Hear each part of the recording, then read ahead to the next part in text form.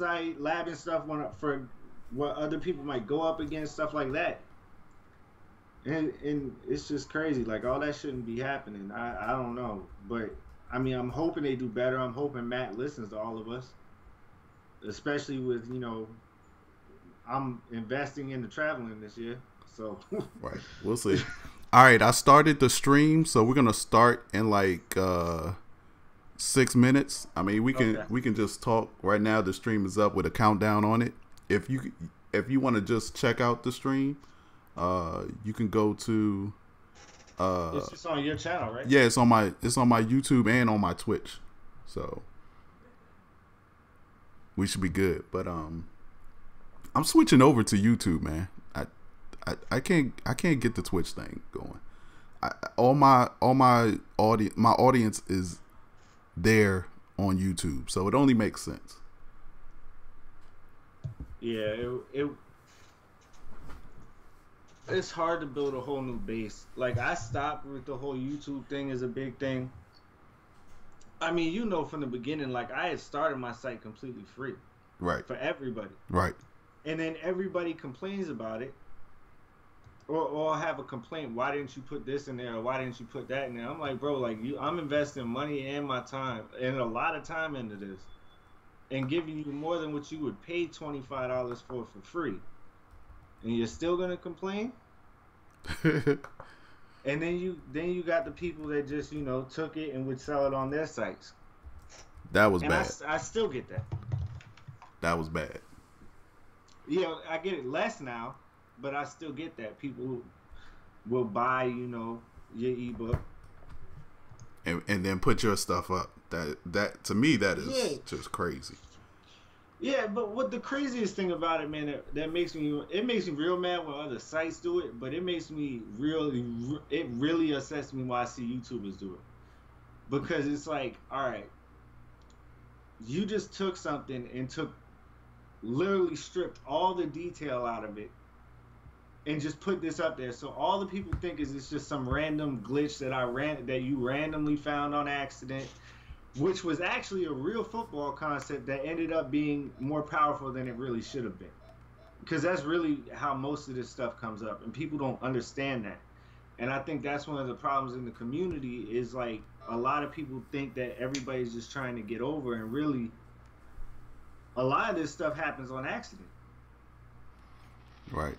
To be honest with you, I mean, like, Nickel Blitz 2 is a simple overload, bro. Like, that Blitz has been in the game for 5-6 years. We'll see. I'm very interested to really get to dig in your thoughts about IDing the mic, and, like, what happens if you ID the wrong mic? Is it an automatic somebody comes in free? Or, like, how does that work? It's not. No, it's not.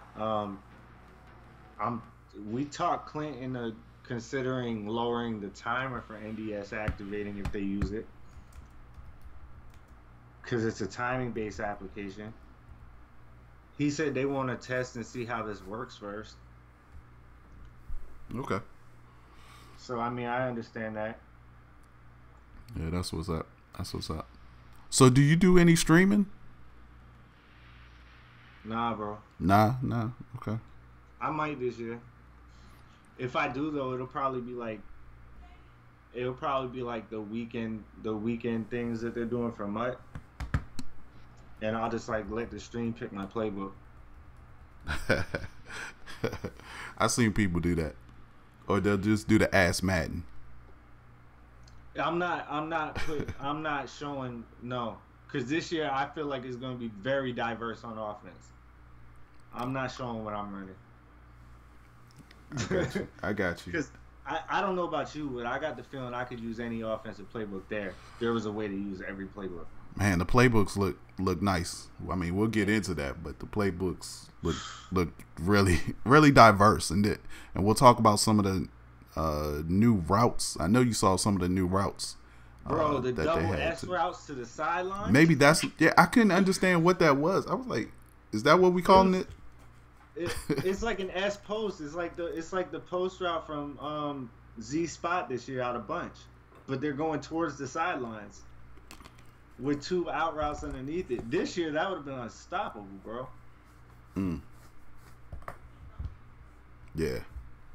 Yeah, this year that would be unstoppable. That would have broke the game. They would have had to take that route out. Every play that had that route would have had been taken out. Exactly. I see under center and pistol being a lot more prevalent this year, though. Man, I love because the way the pocket forms now and the movement with the quarterback, even though they took out the right stick movement, you know, like the avoidance system. Yeah. I noticed that right off the jump because I wanted to see if they added to it when I first saw the pocket. But then I realized they took it out. But then I just started like moving around with the left stick in the pocket, and I was like, "Wow, this actually feels good." Sometimes I gotta step out to the left, up to the right, all that. So like, I liked all that, man. Like, by the way, who all do you have signed besides Master? I have Scorpion. I don't know if you know him, but I've seen him a couple times online. Yeah, I have him. Those are really the only 2 I have. I really want to sign probably 2 more. You didn't tell me that you was gonna be putting your name in the hat. Oh yeah, it's definitely going in there this year, man. Oh man, see, we gonna have to talk all stream then. We gonna have to talk all stream. We might have to, but I'm not really sure I want to commit to anything at this point, though. Like, just being honest. Well, to be honest with you, you know, to be honest with you, all the contracts that have been signed are you can get out. Like, if you get offered something else, you know what, more power to you. I really want to help those who are on the fringe, who are like almost there. It's crazy because I had Monster in the bag. I had Beast Mode Mac came to me. Beast Mode's really good. Yeah, I mean, I had some guys that were very interested, but they both got offered something more, and they came to me, and I told them, I said, hey, look, you know, if it's good for you, man, go for it. Like, but I have before this goes live, you might have got lucky missing out on Monster. I'm just gonna throw that out there. yeah. Don't worry, it's live now, so we are live. All right, so we. Oh, well, if we live, whatever. I don't care.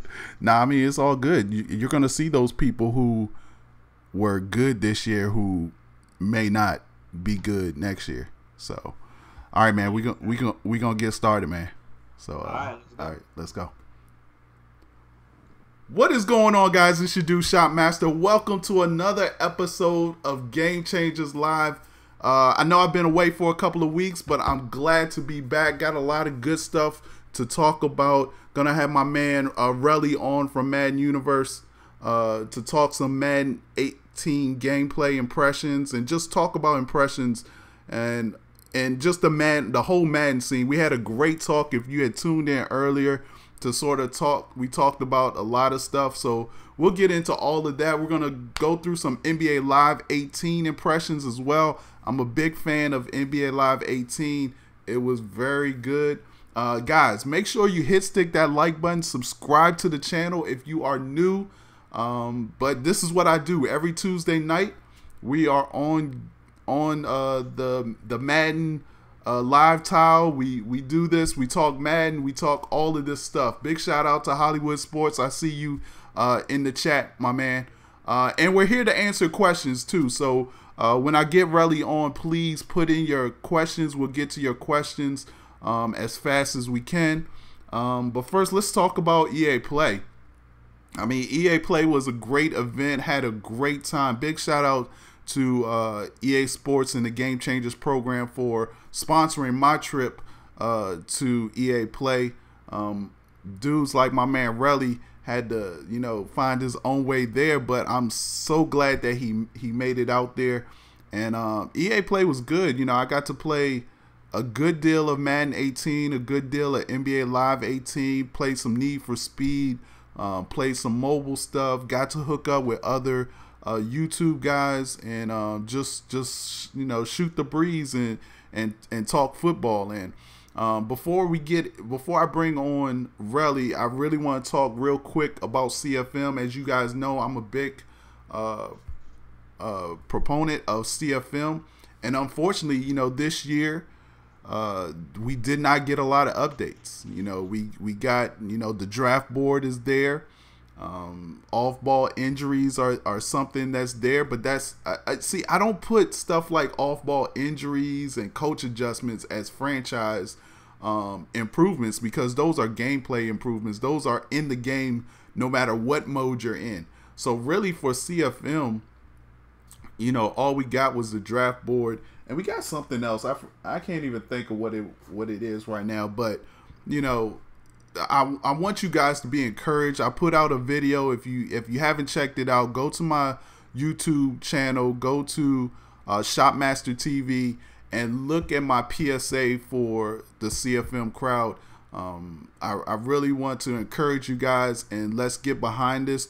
I have a website that's gonna be up tomorrow.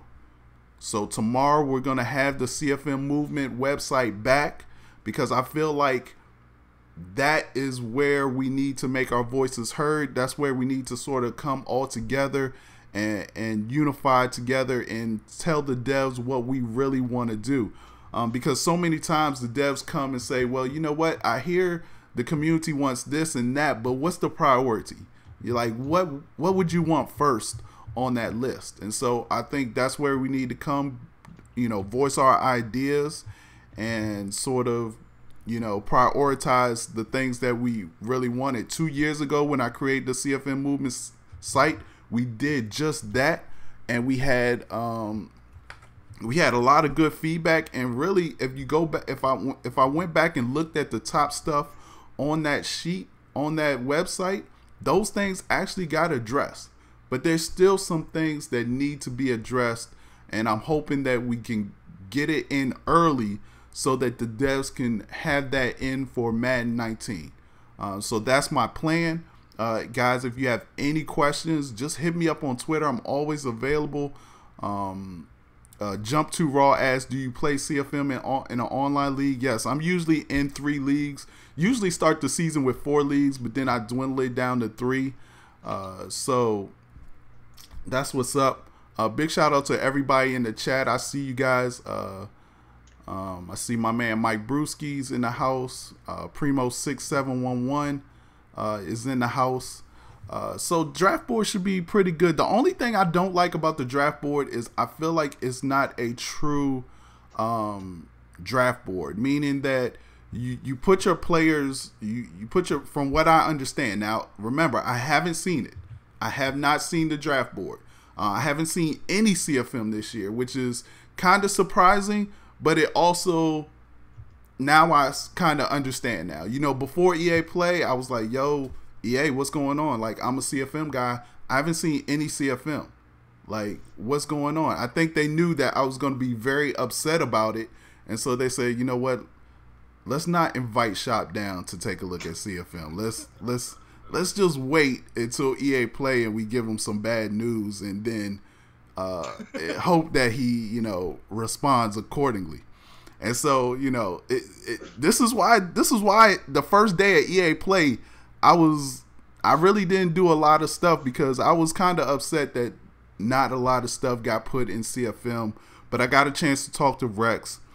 He talked about the direction. He talked about Frostbite. He talked about, you know, other things like resources. Now, I knew that John White was doing NBA Live, so I kind of had a clue already.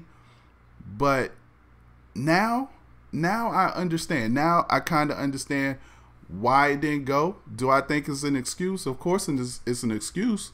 Of course I would like to see more stuff in CFM, but I'm not ready to give up. I'm not ready to give up the fight, and so we're gonna keep on fighting this CFM movement thing, and we're gonna get in Rex's ear, and we're gonna let him know that, okay, you got some work to do. You know what? You took off this year. You got some work to do. So that's where we are. All right, so let's bring on my man Relly into the fold. Got my man Relly. What's going on, Relly? How you doing, man? I'm doing good, man. How about yourself, man? I can't complain, man. I can't complain. You know, I haven't been on the Game Changers Live in 2 days. I mean, in 2 weeks. So it's about time I've had this stream. You know, I've sort of saved some of my Madden 18 impressions for tonight. And man, I had dental surgery, so if you see my whole left side of my face a little full, it's because I had a tooth extracted, my wisdom tooth extracted. But just because they take the wisdom tooth out doesn't mean that I don't have knowledge. I still have wisdom in there. I still have wisdom in there. All right, so Relly, you know what? Some people you got don't. A wisdom tooth extracted today? I know you went to the dentist, but you got a wisdom tooth taken out? I got a wisdom tooth taken out and a crown put in. Wow, bro, that's dedication. That's right. That's dedication. All right. Yeah. So for those who don't know you, Relly, why don't you tell the people, the good people, who you are and your history with the Madden? Because you're an X and O's guys. Like, I actually put you and Zan, like, you two are my favorite X's and O's guys now that my man Cobra is no longer around. Yeah, Cobra was nice with it, man. But, yeah, it was. Yeah, I used to love chopping up with him. But yeah, man, I've been playing Madden. I'm about to be 30 since I was 6. Oof. So I've been playing for a long time. I played competitively. I went to some of the regionals, some of the Best Buy stuff, all that stuff. I never won a big one, nothing like that. From like 05 to 09. Didn't get on the bus like yourself. You know, but yeah, and then I ended up joining the military, so you know I kind of fell off from that. I still played, obviously. Got hurt on deployment, and I haven't went back competitively after I was medically retired. First, because I wasn't about to spend, you know, the amount of money I could win just traveling to an event. It made no sense. Now this year I didn't really try to compete. It was more about the way it was presented at the beginning. But for 18, I plan on being full time. And then also, after my injury and everything, I started MaddenUniverse.com. I was doing ebooks 100% free, as you know. Right. You and Mad Scientist both know, actually, yep. If you remember. And then, as you both know, everything that I was putting out was showing up for sale other places. And then then I still had the trolls and all that, this, that, and the third. So I changed it to a pay site after that. But I still, this year especially, plan on doing a lot of free stuff for the community. Both sides of it. Bringing more X's and O's into it. I don't want to go too into detail about that because that'll get taken too. Right. All right. We'll stop you right there. All right. So, but you made it down to EA Play, right?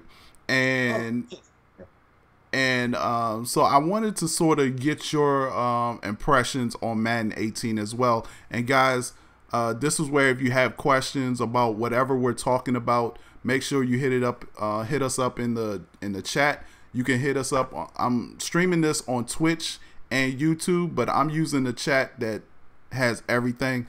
So if you don't see it, really, I'll definitely shout it out to you. So first, let's go ahead and talk about, you know what, we're gonna talk about something mundane. We're gonna talk about the graphics. Like, I'm not a real graphics guy. I'm not a real presentation guy. To be honest with you, I don't really care about graphics and lighting and stuff. It looked good. Like, I feel like that's where the Frostbite engine shines. But what did you notice, like, as far as graphics and presentation is concerned? Honestly, when I went, I wasn't looking for that either, but it did pop out to me. Oh, okay. I did notice differences. The sidelines look different. When you were coming out, because you know we were playing Play Now, all that stuff. Right. You could see it. Also, for everybody, I didn't go through the turnstile over and over at EA Play. I was tucked in a corner behind those stations the entire time, either playing or watching. But yeah, there were a lot of graphical improvements that I seen. I'm not sure if you're including animations into that or if you're just talking about the look. No, you can include animations as well.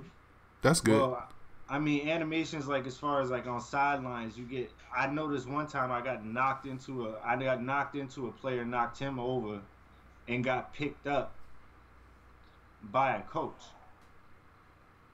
and I had never seen that I before. had never seen that either. Yeah. And then, like, there were other animations between wide receivers and defensive backs that we'll go further into, Yeah. you know. And actually, as I said that, someone just asked about that in the chat. Um, but yeah, overall, like, you could see it, especially more on the PS4 Pros than the regular Xbox One. Mm-hmm. You could see the graphical enhancements, but Yeah. I could tell the difference. It didn't look exactly like 17, like a lot of people are saying. Like, you could tell it was a different game. Yeah, I really like you know what? I really like the interactive sidelines. I saw a couple instances, like you said, where you went to the sidelines and a coach helped you up, another player helped you up. You go out the end zone and the cameramen actually get out the way. You're not like pushing them out the way. Like they get out the way. So it definitely was something that stood out. So someone asked earlier, and so I'm just gonna go through this question. So someone asked, how was the run game this year? I'll let you go ahead and give your impressions on the run game. Okay, I'm gonna just go basic first. On a basic level, it completely felt different. Right. The feeling of the left stick is so much better.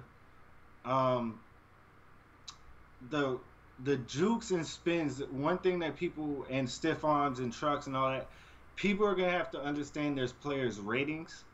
Because while we couldn't see their exact ratings because that's not public info yet, right, you could feel the difference in the way each move worked with different backs. So they're going to have to tailor the way they use those moves to the back, which is pretty realistic and it's understandable. I shouldn't have, Marshawn Lynch hitting speed spin moves on people and just juking them out their shoes. Right. But to go in that more on a deeper level, Clint added all new runs to the game, like 94 and 96 Will, 94 Mike, 26 duo crack. 26 duo. And all of these have crack replace blocking from the wide receivers, also known as most dangerous man. Essentially, if there's a safety up in the box, wide receiver will come down and crack down on him, or if what's more dangerous of a threat to the running back, he'll step out and take the corner. That's just on a lower, an easy way to understand it. And then you add 94, 96 Will, and 94 Mike, which also have the crack replace blocking, but it also tells you the gap that you're going to hit, and it tells you who the fullback is targeting. Will, Mike. So on 94, 96 Will, and these are all power zone type runs. The Will is going to be targeted, and on 94 Mike, the Mike is going to be targeted. And 26 duo blocking is something that you could find out with a quick Google search or a YouTube search. It'd be easier than me sitting here trying to explain it. But it's essentially power O without the pulling guard. Right. Then you also seen certain wide receivers look for a block as you went downfield. Now there were some wide receivers who didn't do so as much. Different pulling guards did better as far as finding their blocks and things like that. And like I said, I think all that came down to ratings directly impacting that. So there's gonna be a lot of studying to do. Yeah, and that's just the run game. Yeah, that's just the run game. I felt like you could almost feel smaller backs feel lighter. Like they felt lighter. Heavy backs felt heavier. One thing the one thing I did like is I did see some reach tackles by the defensive linemen, and that was like good to see. Like they were engaged in the block, and they actually like put their hands out to try to stop the ball carrier. So I mean, all of that felt different from last year or Madden 17. It all felt different from Madden 17.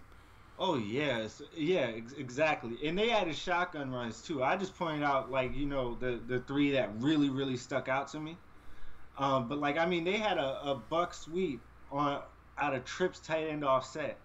So it's essentially a counter with two pulling guards out of a trips tight end, which makes you have to think about am I gonna run an inside zone? Am I gonna take it outside, or am I gonna run to the right? So it makes the run game from shotgun a lot more interesting as well. Um, it was really interesting. Also, the lack of suction tackles now, Yeah, yeah. it completely changes it.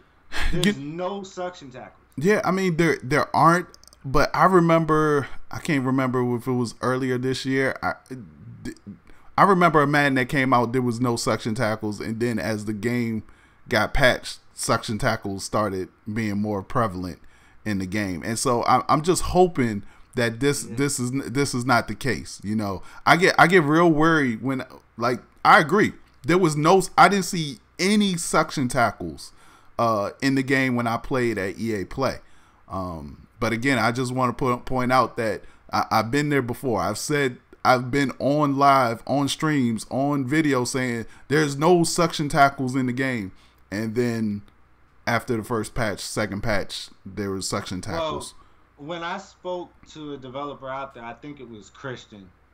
Yeah, McLeod. A lot of y'all might know. No, Christian. Oh, yeah. A lot of the people in the chat might not know Christian.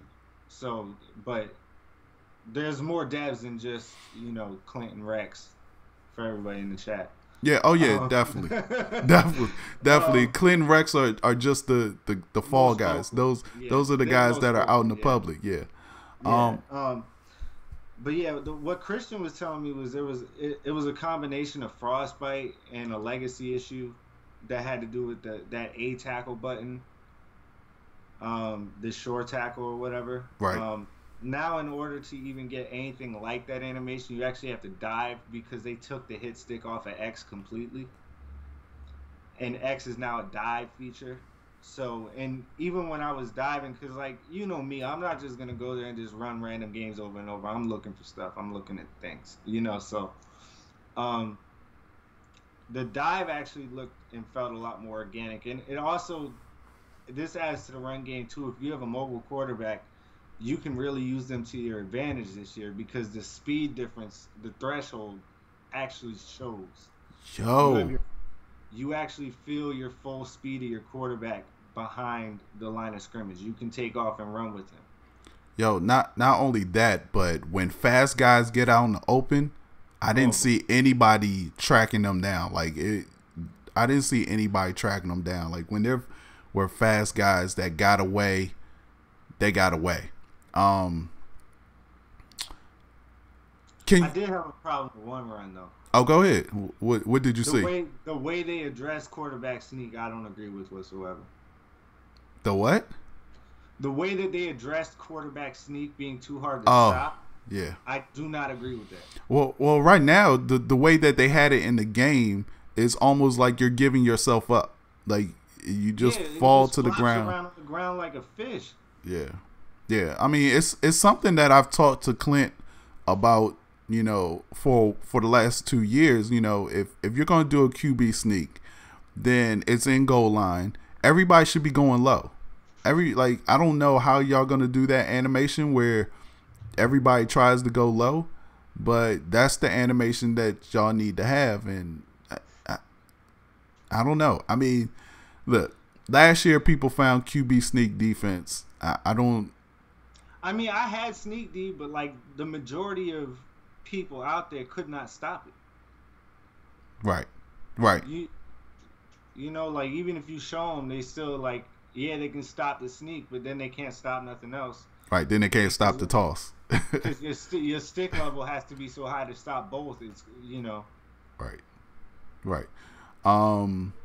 So I saw you answer somebody in the question asked about the ball hawk and being able to just hold it down and activate that. That's gone in the game, right? You can't run around with Y. Nah, you can't do it. Which I like. I mean, me too. I like it. Oh, I know you like it. Old school like you, bro. right. You shouldn't be able to just hold down any button. All that assist stuff should be off. I agree. Can you talk about the different routes? We talked about it in our pre show, but talk about some of the different routes in Madden this year. Man, Man, what's crazy about it, and I gotta preface this by saying the way the pocket forms this year is amazing, Yeah. and it's going to allow you to open up from under center. One of the things that first stuck out to me, the first playbook I used actually was Cincy and then the Saints book, and both of them had some really unique formations. Cincy had like empty end reformations. You couldn't really audible out of them. I understand why, because that could turn into a problem real quick. Right. Just like if you remember a couple years ago, the Heavy Panther, Yeah. when it had a pass play out of it, when we were hot routing out of it and stuff like that. Right. Like, yeah, it would have turned into that if you could audible out of that. So I understand that. But then I got into the Saints book. And if you remember Ace Pair Chief, I'm sure everybody here remembers it. It's the Ace Pair formation that's in Pittsburgh. Yeah. With the one offset tight, the two tight ends on the right, one of them being offset, and then two tight wide receivers on the left. Mm-hmm. And you actually had, to describe it best to everybody in the chat, the S route that is on Z Spot out of Gun Bunch. They had S routes on both sides going towards the sidelines with a short out underneath it. Which, when I first saw that, I was like, oh, this is about to break the game, just this play. And then I started seeing how DB interactions worked, how much better zone and man was, and shading, and I was like, oh, this is really cool. And it's very unique, and they got a lot of different things like that. The new jailbreak screens that they added are beautiful. They fixed a lot of routes that in the past weren't really usable, like shotgun bubble screens this year where you throw it backwards. Yeah, you couldn't use it. They fixed it. There's a lot, man. Like, there's so much play diversity. I feel like you could really get away with using any offensive playbook that I've seen this year so far. Cool. What was one of the best playbooks that you saw? For me, it was the Jets. I love the Jets playbook. It had a lot of diversity. What about you? I know there was only 8 teams, right? Only 8 teams available. Yeah, but you can use every playbook. Oh, you know what? I didn't even notice that. I didn't even notice you could use every playbook. I used every playbook that I could. You know what? I watched every playbook that anybody was using that I hadn't used. All right, give us a rundown. Give us what's. Don't give us your secret, but give us one of the top playbooks that you see already. The Saints one's gonna be tough. Saints is always tough though. Yeah, but they added to it. And it's just like, whoa. Like, they took some of the stuff out of it, but they added to it some stuff that just made me go, whoa. And then Cincy stuck out a lot, and the Jets book, like you said, stuck out a lot. Yeah. As well as New England, too. And New England mostly because of a lot of the same things that they've had in the past, but because of the way the game works on the build we just played. Like, their split close is 2 running backs. So you could audible from an I set that has, that 94 Mike and 96 Will, 26 duo up to split close. Wow. Yeah. And that, just thinking about that makes me just like, oh boy. Good luck defending. Right. In all the ace formations, all their 2 tight end sets. Like, it's going to be interesting this year. I think you're going to see a lot more diversity out of everybody, not just competitive, not just sim.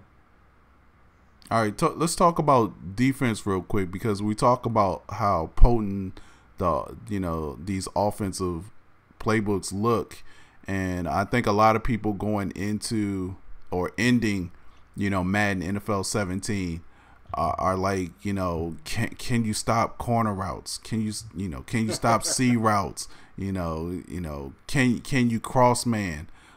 So let's talk about the defense. And first things first, man defense was probably the most notable thing that I saw. Like, it was very noticeable that how better man defense played this year, played in Madden 18. We saw that in the first 5 minutes. Yes. Bro. I mean, it was amazing. And then when we started shading. Yeah, shading works this year. It was crazy. And one of the craziest thing is if you pressed up for man and you let them set, and then you shaded, you could actually see your corner shift. So there's a tell there. But then there's a way to disguise it as well. And if you disguise it and you end up straight over the top, the wide receiver actually has a better chance at the win. Mm-hmm. But they stick closer on their hips. And then also from like cover one versus like a bunch, you see Banjo. You actually see Banjo coverage play out. Right. And that's something that we haven't seen. It's been in the game, but it hasn't worked correctly. It works. And that blew my mind when I first saw it. The other thing, as far as corners and C routes and stuff like that, I was taken away from man and zone. Like I didn't a purple zone on the outside right there just immediately takes away a C route Right. on the outside. Purple zones play. I'm saying purple zones because that's what everybody calls them, but curl to flats. Right. They actually drop to curl depth first. They don't just suck down on a flat route. Mm-hmm. Like they did this year or years past. Like they feel like the initial purple routes the first time they were in the game. Match coverages work a lot better too. The principles from match. Okay. I still think that needs some improvement. I would have liked to have seen more diversity playbook wise on defense. Yeah. And I thought that was funny. I did feel like there was a lot of diversity on in the offensive playbooks, but the defensive playbooks looked pretty much the same. I still would like to see a little bit more tuning on the deep blue zones. Did you talk to them about that? Because I put it in my feedback, but I didn't talk to anybody about it. That build was already an update behind on deep zones, and Anthony was still working on them at that time. Oh, okay.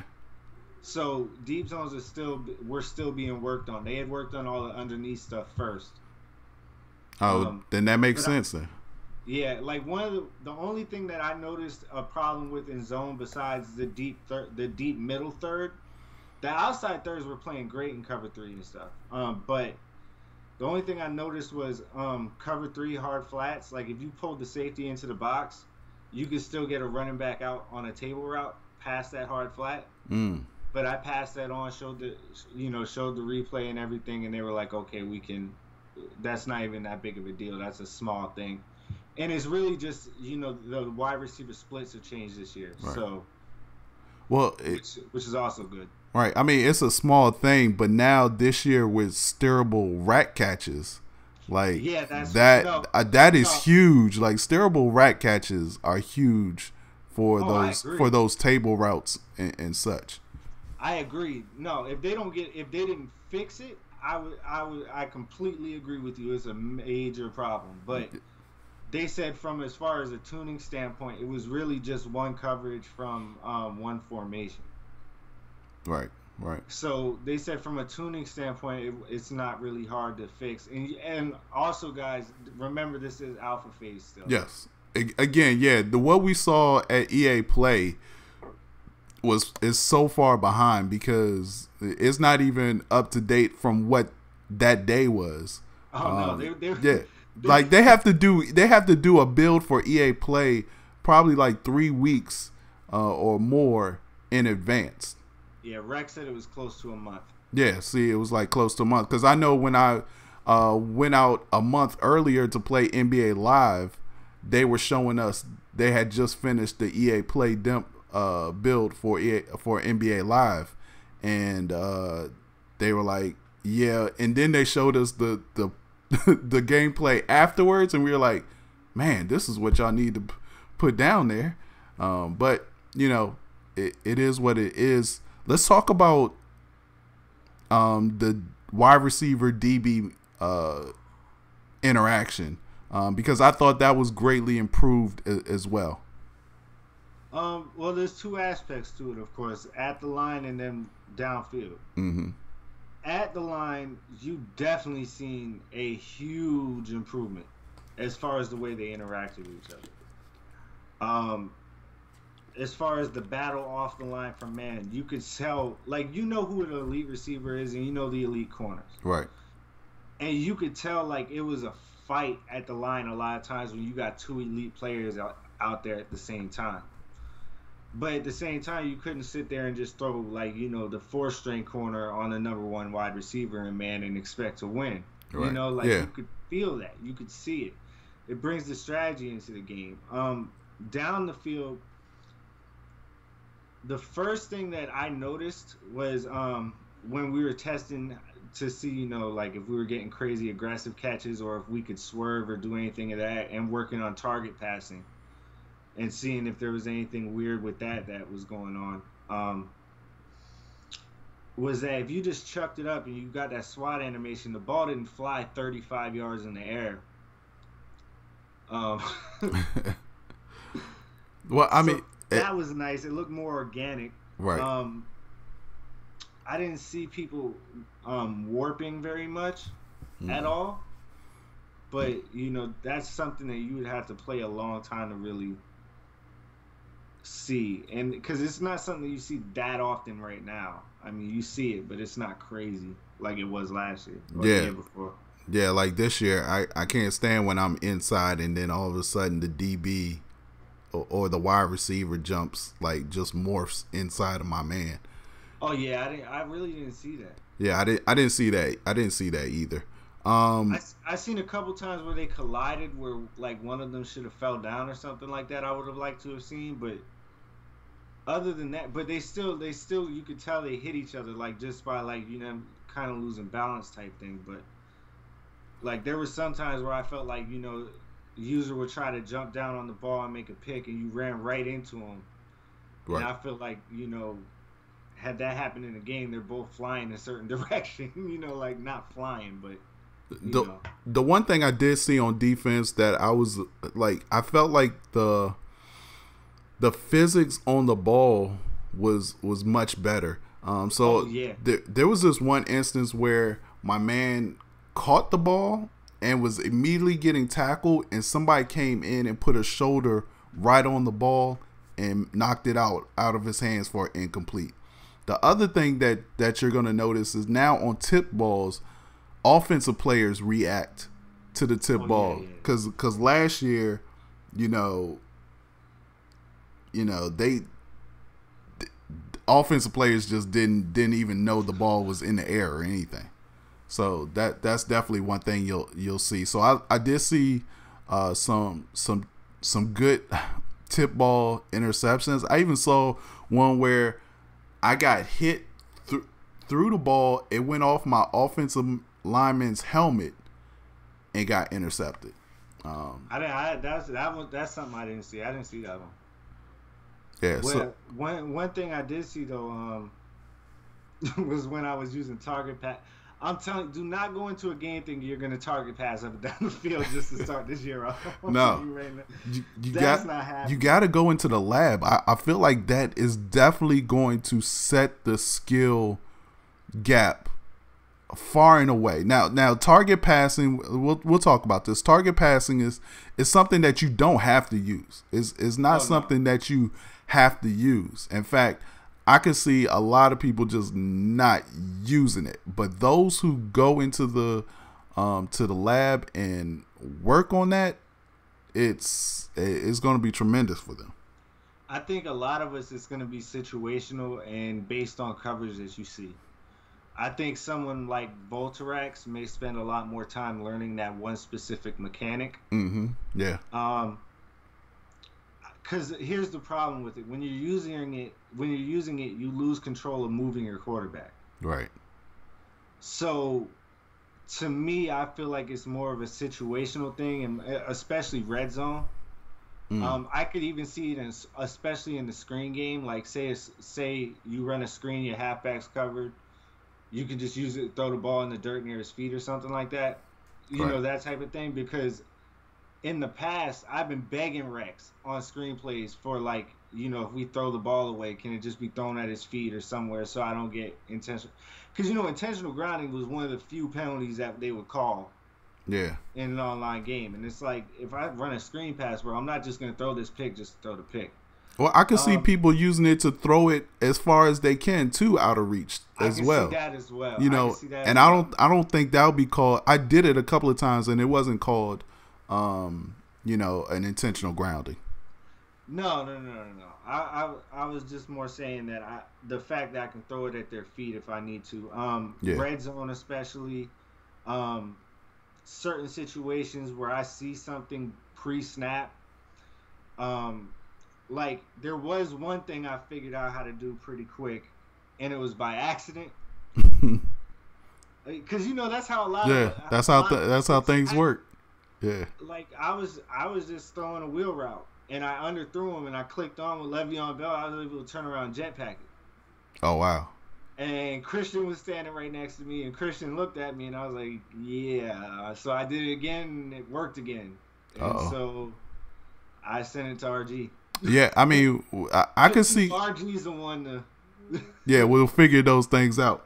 When Uh, it comes to stick stuff, you gotta send it to him. yeah, there was one play where my guy was just doing a table route, and I Hmm. used the target passing and just threw it up the field, and my running back went up the field and was able to beat the linebacker. So you using target passing, you can create different I guess routes, or lead your guy, or throw it behind your guy.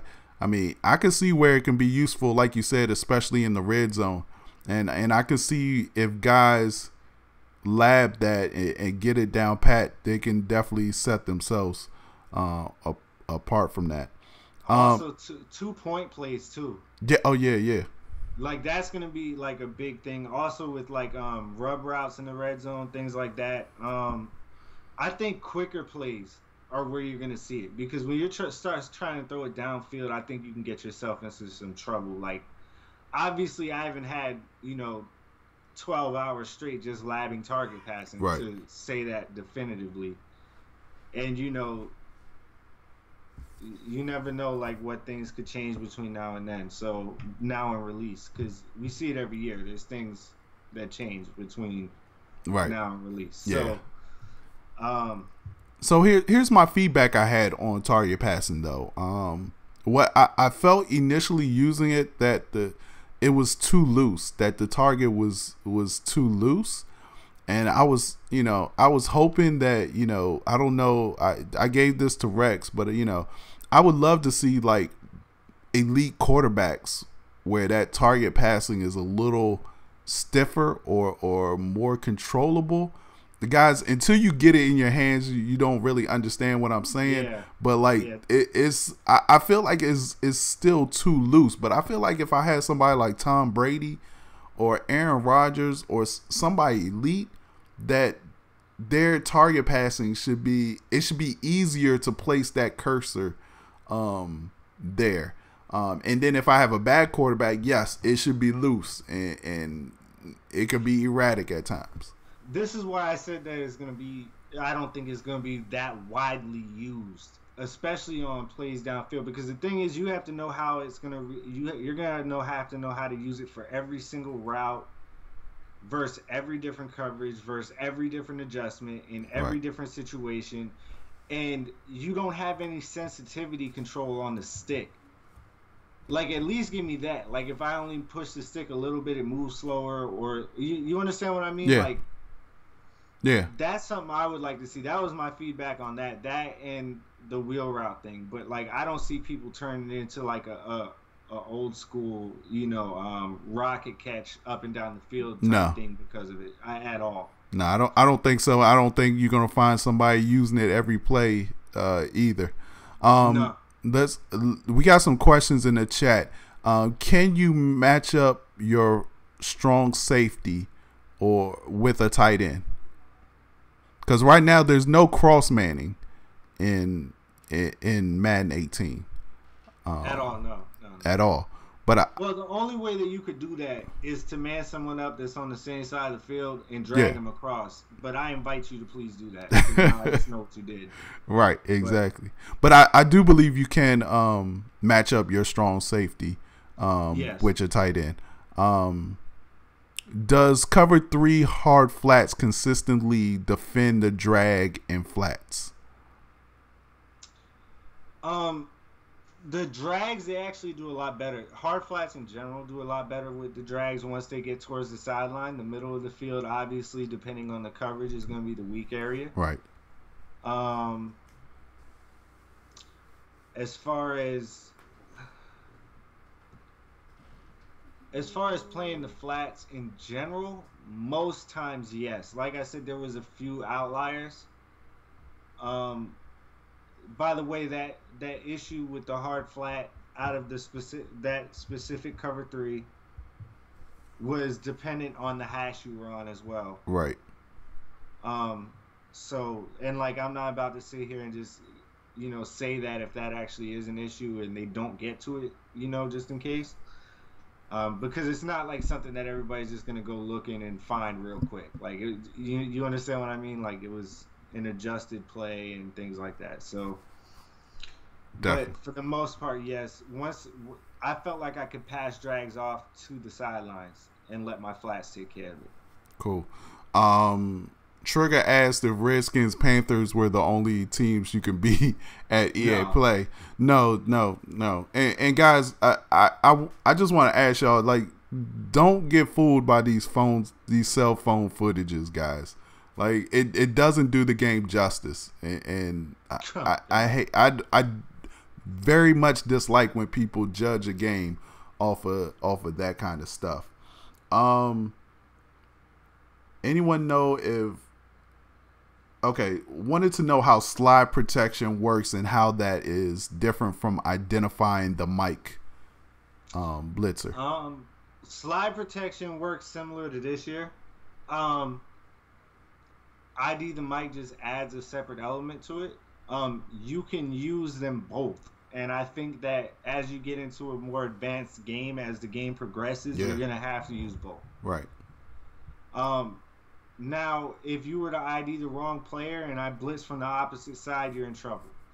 What I want to see happen, and this is something I talked to Clint about, is I feel like if, say, I'm running some type of sugar look with my linebackers mugging the A-gap, and you ID the nickelback, and do something that should cause one of these guys that I blitz to come free right through the A-gap, NDS should not bail you out for that.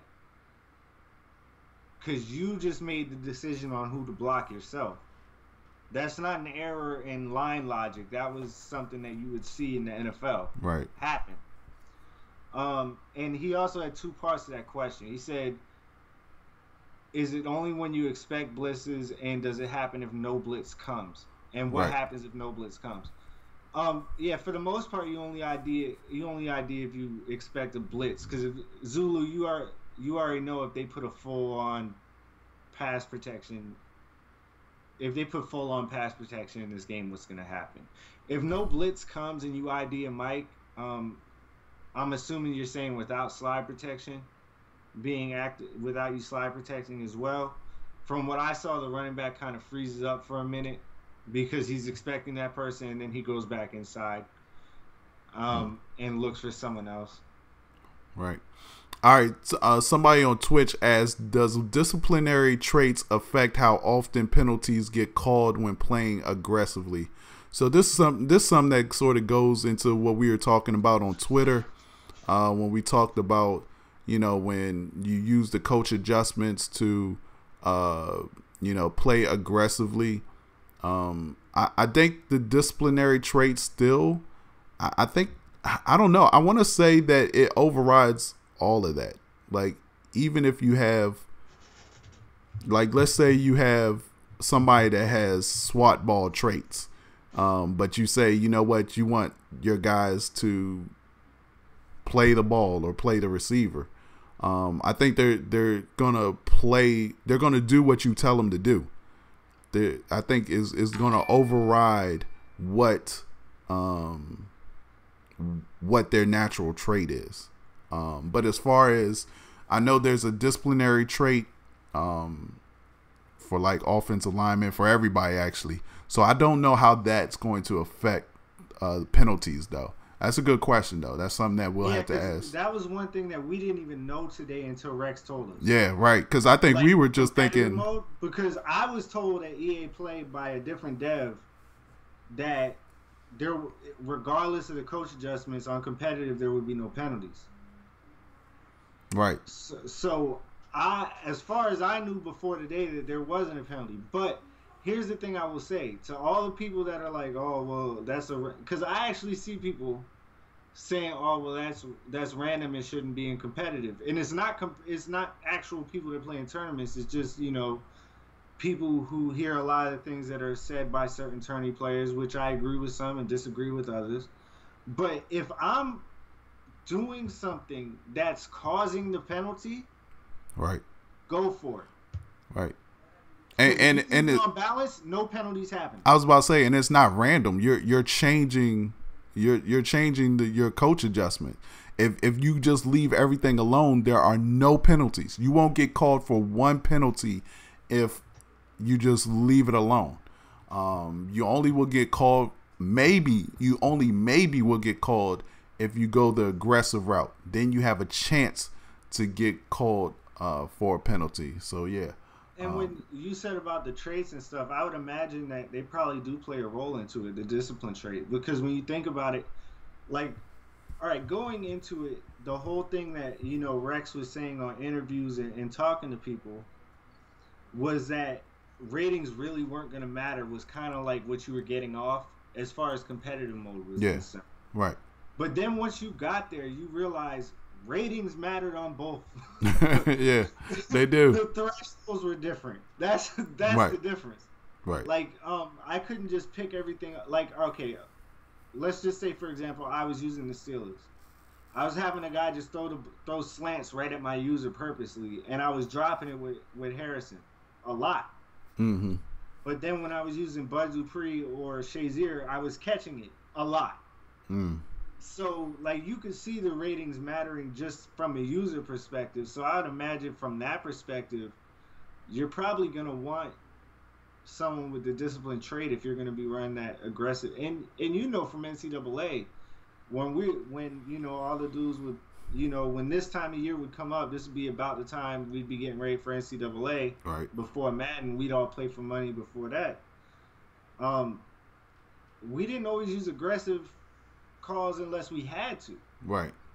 And that's part of the chess match. You know what I mean? So, like, because there's a lot of other things that go into that other than just penalties. Yeah, I mean, you got broken tackles, and we'll go over that in a few, but you're right. It's not just penalties. In fact, most of them don't even have a penalty attributed to them. Exactly. It's just a matter of, what do you feel like risking? That's why I don't see anybody at the start of a game putting everything on aggressive. Now, if they down 10 and there's only 2 minutes left on the clock, they might get a little aggressive with theirs, and that's sort of what we talked about. Somebody, what I like though? Yeah, what's that? About that coaching adjustment is the fact that on the fly I can sit there and turn the auto flip on and off. That's interesting, bro. Why is that interesting? Because I feel like, why would you want auto flip on at all? Most times, me, I never had. I turned it off once this year. Yeah, I've had it off all year. But say you got somebody that's running one formation, and they keep flipping it. And I know that my defense lines up a certain way against it when it's flipped and when it's not flipped, and I want it to line up that way. Okay. You understand what I mean? Yeah. Like, so it sort of gives you almost a tell. Okay. Exactly. Yeah. Even if you just look at nickel this year, like the ones with the built-in blitzes, they'd line up differently if bunch was regular or bunch was flipped. Right. So, like, if someone's running an offense where I know every time you come out in this personnel grouping, you're going to be in this formation, I might turn that on. Mm-hmm. I don't know yet, but I find it intriguing that it's right there. Okay. Somebody had another question from Twitch, asked if nano detection is on. So they asked specifically if I ID the wrong mic and somebody comes screaming through the A gap, will nano detection pick them up? I didn't see any nano detection on my end. I don't know what you guys saw. I'll give you the exact answer. If it's a defensive lineman, yes. The nano detection will pick it up? Yes. Okay. It will bail them out. Ah. They don't want it activating on off-ball defenders, meaning linebackers, even if they're lined up mugging the A gap or in the gaps. And show blitzes change for every formation. Shifts have changed, so there's a lot of different looks you're gonna see this year. Okay. And they changed by formation. So like that's one of the things too. Like they didn't add a lot of formations, but they fixed a lot of stuff and changed up a lot of stuff. So, but yes, I did see it activate on defensive end at a time where I feel it shouldn't have. And basically, it's NDS is a nano detection system is essentially a timer-based system. From what Clint has told me, it's based on how there's a timer on it on how fast they come through the gap and things like that. And they're looking at toning it down and pulling it back a little, but they don't want to just take it out of the game and then someone finds an A-gap blitz that just comes every single time that you can't block, because ID the mic ain't even going to fix that, because you can't ID a defensive lineman. So Good I mean, point. when he put it that way, I was like, I understand. Let's see how it plays out. You know what I mean? Because at first I was like, this is ridiculous. Shouldn't even be on. But I understand that. Shouldn't even be on. All right. I don't like NDS in general, period. But I understand the thought process. All right. Some Jordan Ford asks, do you guys know whether or not intentional grounding will be called on a last-second pass that doesn't get to the line of scrimmage? So, now with, the target passing, you can basically do, I wonder how difficult, because when you automatically press, it's already up the field. So I wonder if you brought it back down, can you bring it back down, in front of the line of scrimmage? I never even thought about trying that. That's something you guys would try out. Well, actually, I heard somebody say they threw it backwards. Oh, wow. Okay. I think Mav actually told me that when he first tried it, he threw it backwards and didn't even realize it, because he didn't realize you could back up. I don't remember if it was Mav or Millennium.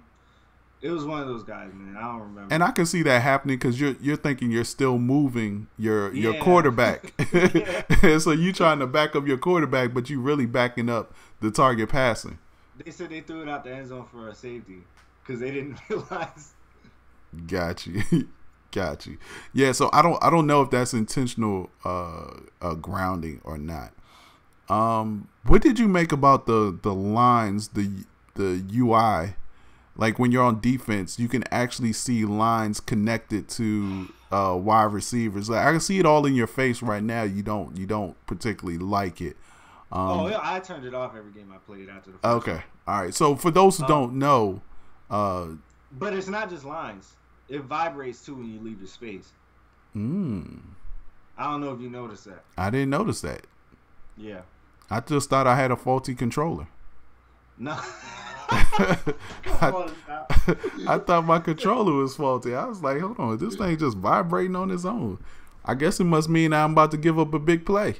That's the sarcasm right there.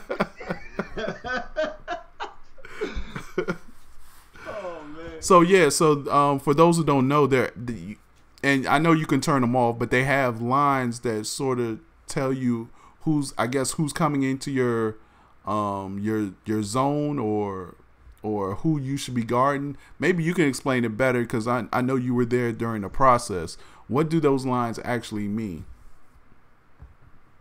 Well, it's essentially telling you where you're supposed to play your zone. And as a receiver comes into your zone, it'll direct the line towards that receiver, and that's who you're supposed to be covering. And then as he passes off and someone else enters, tells you to cover him. And then it'll vibrate if you leave that area, because you're leaving the space of the field that you're supposed to cover. And while we're on that subject, since it has to do with usering, there's no more running up the seam with a streak and turning around picking off a drag. That's not happening. That's not happening this year. You might as well forget that. All right, some Playboy 54253 asks, I hate the way they force you to buy the GOAT edition just to play 3 days early, yet Madden never comes out on a Friday. I do think there's still, if you have EA access, if you have Xbox, 5 days early for $4. Yeah, you get EA access, you get it even earlier. Yeah. Boostastic asks, is there anything as mostly a franchise player I can look forward to besides gameplay? So we talked about it earlier. There is a new draft board in CFM mode, and yeah, that's about it. I mean, you have coaching adjustments, which is that's gameplay though. Yeah, that's gameplay. Off ball injuries, that's kind of gameplay too. They did say they told me they did something regression and progression of players. Yeah, so looking at my notes right now. So they did tune regression. They did tune regression. So that was another big point that they made. So we'll have to see. You know, tuning regression, I feel like, you know, is something, you know, some people like their 30-year-old wide receivers to still be able to run, you know, 98 speed. So, you know, but I get it. I hope they do tune regression, but not to the point where I like it, kind of like it the way it is. I know a lot of people don't agree with me, but when you turn like 26, 27, 28, you know, you should start to slow down. They said something about players retiring early too, like directly. Yeah, about specific players. Yeah, too. so they said Brady won't retire after his first year. Yeah, because he's the cover athlete, so they don't want him to retire after his first year. I know that's definitely something that Rex made sure he pointed out to me. So that happened. That happened every time this Yeah. year. Yeah. Brady will retire after 1 year.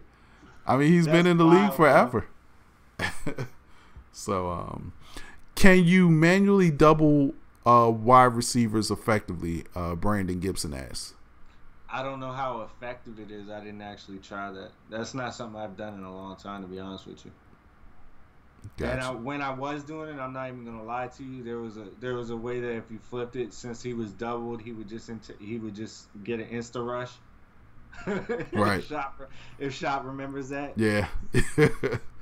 Sorry, that's why that play's not in the game anymore. Y'all can all blame Relly on that one. Yeah. It's all Relly's. Tight end, the double X, and all that. It's all Relly's fault, man. Just breaking the game out here.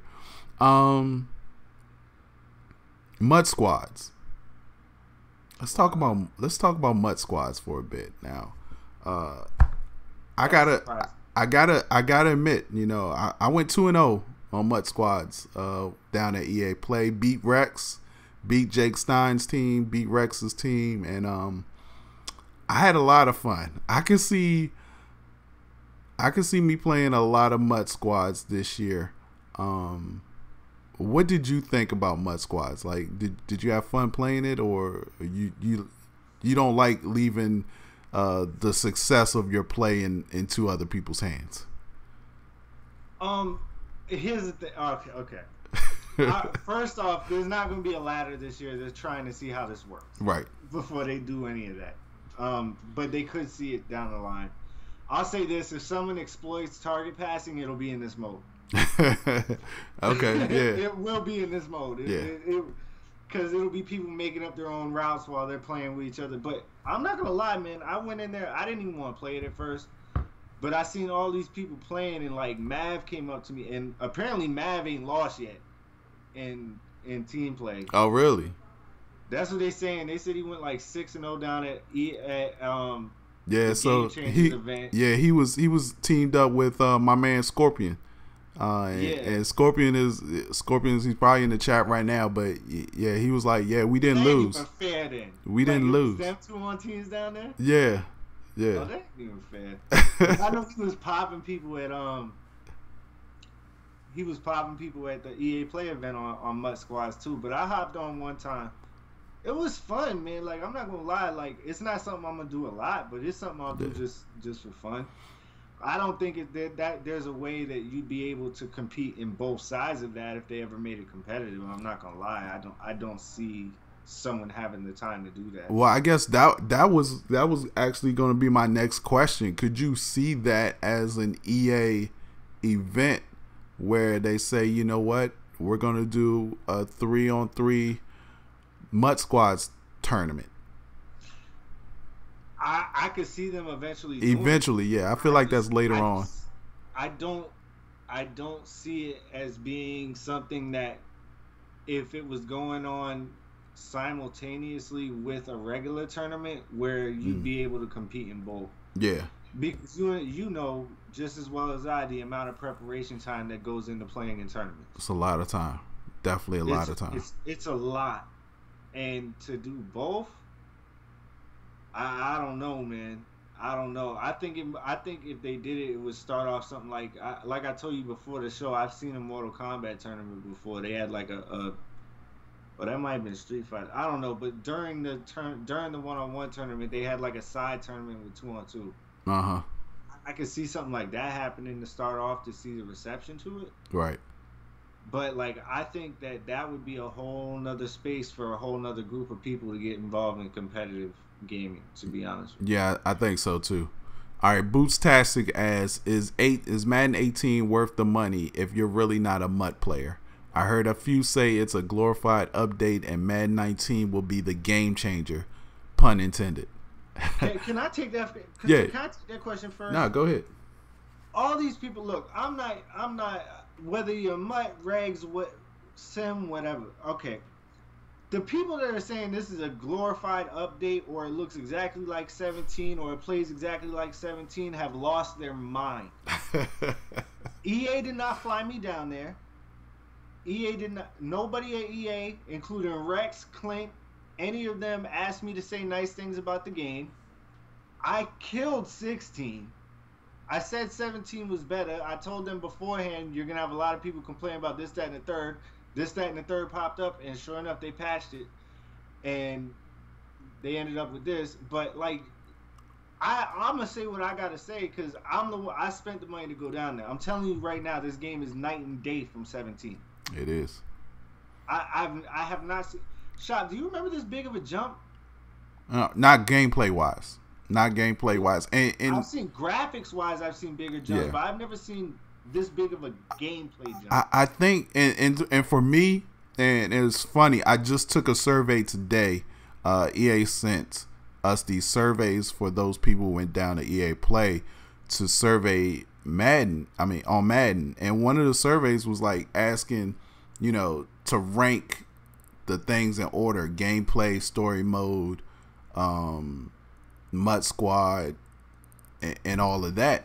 And I put gameplay first because to me, all of those other modes don't mean jack if the gameplay ain't right. Like, I don't care how much of a CFM guy you are. Unless you simulate all your games, like if gameplay is not right, you're gonna have a bad experience. I don't care if you're the biggest MUT guy in the world. Again, if the gameplay is not right, you're gonna have a bad MUT experience. Gameplay is always number one, and it's always the thing that they need to always improve on. And like you said, Relly, this year I feel like gameplay is the biggest jump in a long time, and that's just where it is. I'm almost. Boots, you're not the one that made me upset, bro. Like, you have no idea what my Twitters looked like for the past week. Like, it's crazy. I have to learn how. I've been trying to learn how to stop getting baited into stuff, and I've been doing better with it. All right. Killer Cam on Twitch asks, did they adjust the AI common sense to cut down on players running the same play? I'm not sure exactly what he means by that. Yeah, like, is the AI automatically adjusting to the same play? No, you have to. To adjust to it. And see that's okay, Riley. We can get into this because that is one of my biggest pet peeves. I don't want the game to adjust for a player or for a person who doesn't want to adjust. If I run the same play over and over again, and you just feel like, well, the AI should automatically adjust to what I'm doing. No, that's your job. The problem I have is when you put players in position to make that play and they don't make the play. Now that's to me that's something totally different. But I don't want the because here's the thing. Here's what I always give. Okay, so you telling me if I run flats 3 times in a row, even though you got your guy in a purple curl to flat, you want him to automatically go out to my flat zone eventually because I'm running that flat 3 times in a row. I don't want the computer to do that for me, because maybe I'm guarding for what I know he wants. Like maybe I want him to have those flats all game and just keep them underneath there, you know. So no, I don't want the AI to automatically adjust to what I'm doing.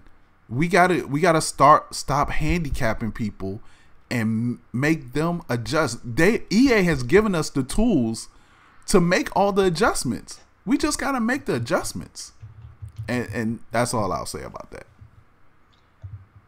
Let me ask you a question. We're just gonna go into real life scenario now, since everybody wants to keep bringing this up. The year the Jets beat the Patriots and the Colts to get to the AFC Championship. Bart Scott's can't wait, you know, that year. I think it was that same year. But Rex Ryan changed completely what he did, right? He went from going to basically playing cover 1 or cover 0 and blitzing every play to playing a hybrid zone with match principles, where they were switching up who would match. And it was essentially the same zone every play, but Tom Brady couldn't do anything. Did Rex Ryan stop running that defense? No. He kept running it. If Peyton Manning sees that you're having trouble with one route combination all game, he's going to keep running it. Peyton Manning literally with the Colts, the year they won the Super Bowl, they beat the Bears. They had 11 different route combinations. They just did it from different formations all year long. That's it. That's why Tracy Porter jumped that dig route from Reggie Wayne to take it the other way, because he had seen it 3 times already that game. Right. You gotta adjust yourself, bro. And I don't know what to tell you. The computer shouldn't just save you, right? Because you don't understand. Like, people look at play art too often on defense and think that that's like, and don't understand what the coverage does, and that's a problem. Like, yeah, to the play art, right? Exactly. Like at the beginning of last year, when we all kept telling them to play quarters coverage against quarters, meaning cover 4, not the formation, against stretch, and they're like, cover 4 is to play deep. No, is to play deep. No, it's a run. No, it's a run D. Yeah. And people don't understand that. And right. It's like Clint's telling people that they're still not. They don't believe Clint. Clint played in the NFL for 5 years as an offensive lineman, 6 years maybe. I think. I don't know. It was 5 or 6. He played for my Redskins. Yeah. I think he knows. Clint knows. And so maybe I understood you, Killer Cam, because Killer Cam came back and was like, no, I mean, when you put a guy in a spot and he doesn't adjust to the route he's supposed to defend. Now, yes, I understand that. That's to me, that's a different issue. That's what this year, will be a lot better in. But yeah, I'm with you. Don't save them. Don't save them. Zones in general play a lot tighter this year. If you make the correct adjustment, more times than not, you're going to be rewarded for it. Right. All right, Doobie Taylor asks, in sim mode, do you have to punt on 4th down if there's more than 2 yards to go? No, there's no fair play. There's no fair play rules in simulation mode. There's no fair play simulation mode. Some guys want you to punt on 1st down. The ugliest thing I saw all weekend happen on sim mode is blocking the backs. They got a problem with that. Yes. So hopefully that gets addressed. Yes. The blocks and the backs. Yeah, because to be really honest though, like as far as the way the game feels, it doesn't change between those 2 modes. What changes the most is the randomness of inaccuracy and like penalties. Right. I mean, really, that's the really big difference that I noticed. But I only played 1 game on sim. I could be wrong. That's the main thing I saw. I played probably 4 games on sim, and probably the rest on competitive. I wish I could have got you in the creators cave, because in the creators, I couldn't stay that last day. Oh, okay, because in the creators cave, I had the console all to myself, like sitting down, like just going to work. Played a lot of NBA Live. Like I couldn't stay. Right. All right. So yeah. So Killer Cam said, like, I hate when I see someone throwing flats all the time. Then I manually put someone in the flats, and they don't react to the ball coming at them. Right. Those. I agree. Right. Those are the situations that I feel you on those. I feel you on those. Oh, and there's a lot of people mad about this when I told people this. Mm-hmm. You can't man up your defensive end on the wide receiver. You can only man him up on a running back or a tight end. Why are people mad about that? I did it last year. I know people are mad you can't cross man, but it's not realistic. It's not realistic. So I mean, like, you know, what do you want them to do? Like, I mean, let me ask you this then. When we're talking about like realistic things, like, I'm one of those people who feel like you shouldn't be able to put defensive linemen in deep blues. Like, they should only be able to be put in spies and a yellow. Like I don't disagree with that. Oh, okay. I honestly think they should have their own hook zone. Yeah, I agree. They should either have to play, like, if you bluff blitz them now, they automatically go to middle read. Mm-hmm. They should either have to play a mid read or a shorter hook. They shouldn't go into vert hooks at all. Like, I agree with that. Right. Now, if I have in some type of packaging, like, but I don't know how. I mean, this would make it so much more layered, though. Where I have, like, a linebacker pass rush, I should be able to do something different with him. But, like, if you want to be able to drop your ends, then run something with that is a 3-4 base, like a 2-4-5. Because now you got standing up linebackers is different. You can do different things with them. I mean, you know, like, I don't feel like a down lineman should be dropping 40 yards downfield to stop a seam. Nah. I don't. But I tell you what, those linemen, when they're trying to chase you, man, they look like linemen trying to chase you. I looked at a couple of replays. Yeah, they not catching nobody. But did you notice, like me, that the more elite linemen got more of a push in both the run game and the pass game? Yeah, like they did. Again, I felt like they got more reach tackles too for some reason. Like, every time I was going, there was a hole, but if I was close to, I forgot who was it. Was it Vic Beasley? I don't remember who it was, but man, I couldn't get through that hole. The blocking is nice though.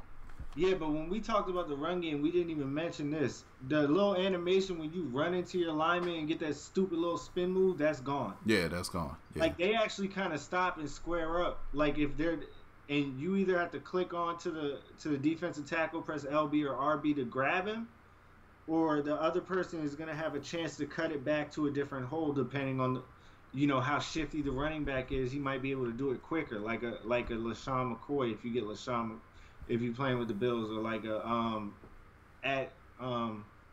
EA Play Devontae Freeman was really good at doing things like that. Yeah.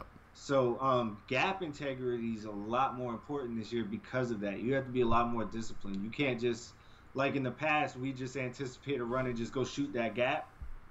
Now you see you leave that gap wide open. The gap you were responsible for open, you pay for that. Yeah, definitely. So there's some adjustments that's going to be need to be made by a lot of people. Man. A lot of people. Like, again, it took me a couple of games to really, you know, because this happens every time. You get a new game and you're still playing like you're still going to play like it's Madden 17 when you first get the game. Yeah, you want to see what still works. Yeah, you want to see what still works, and you're going to be like, okay, that didn't work. Okay, no more nickel blitz. That didn't work. Like, oh yeah, the first thing I tested, bro, was nickel blitz. I know it was because that was the first thing I tested on defense too. And I tested it without. I tested the setup I use, which I'm not gonna put out there because it's a little over the top glitchy, but I tested it, just blocking a running back and slide protecting, and it didn't pick it up, and I was like, oh. But then I used ID to Mike, and it was dead. Mm-hmm. So I was like, okay. That's what's up. All right, let's. Before I let you get out of here, the last thing I wanted to talk real quick about was coach adjustments. We kind of already talked about that, but I can really see coach adjustments having a bigger impact in the game, especially late in the game.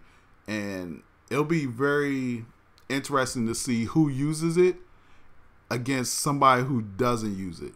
So, like, if it's late in the game, somebody's up by 7, are they protecting the ball against you who have changed your stuff to aggressive, hit stick that player?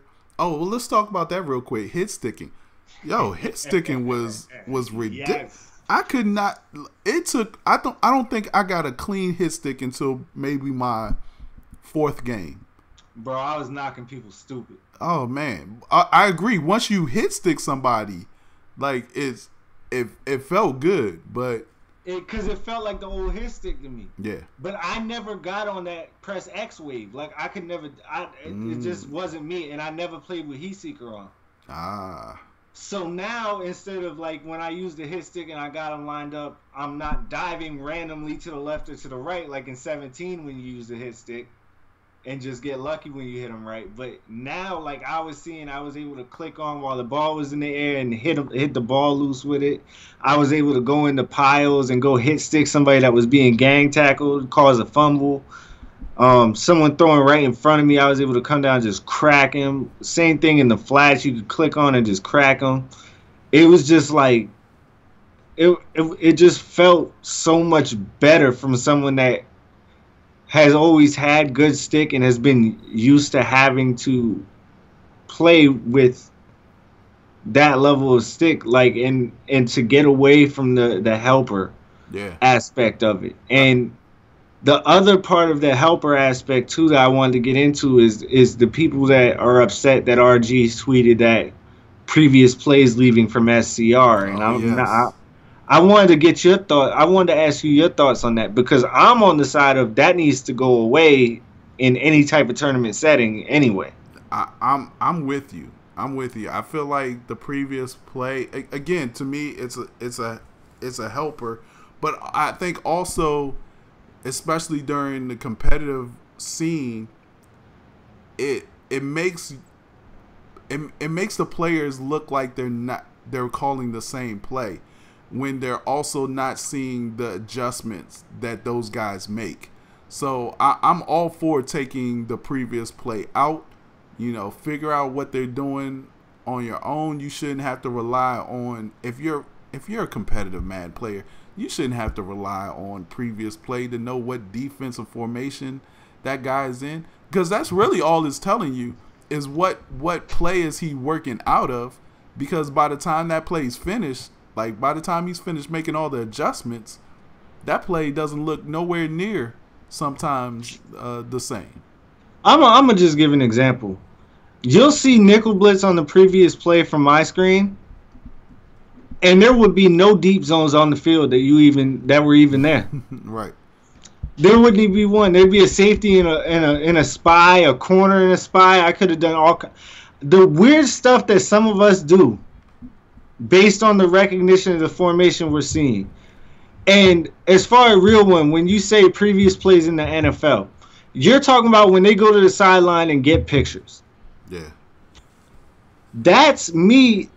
When I'm playing Madden, I see all 22 players at once. I don't see it from the eyes of the quarterback. I don't need somebody else to show me a still picture.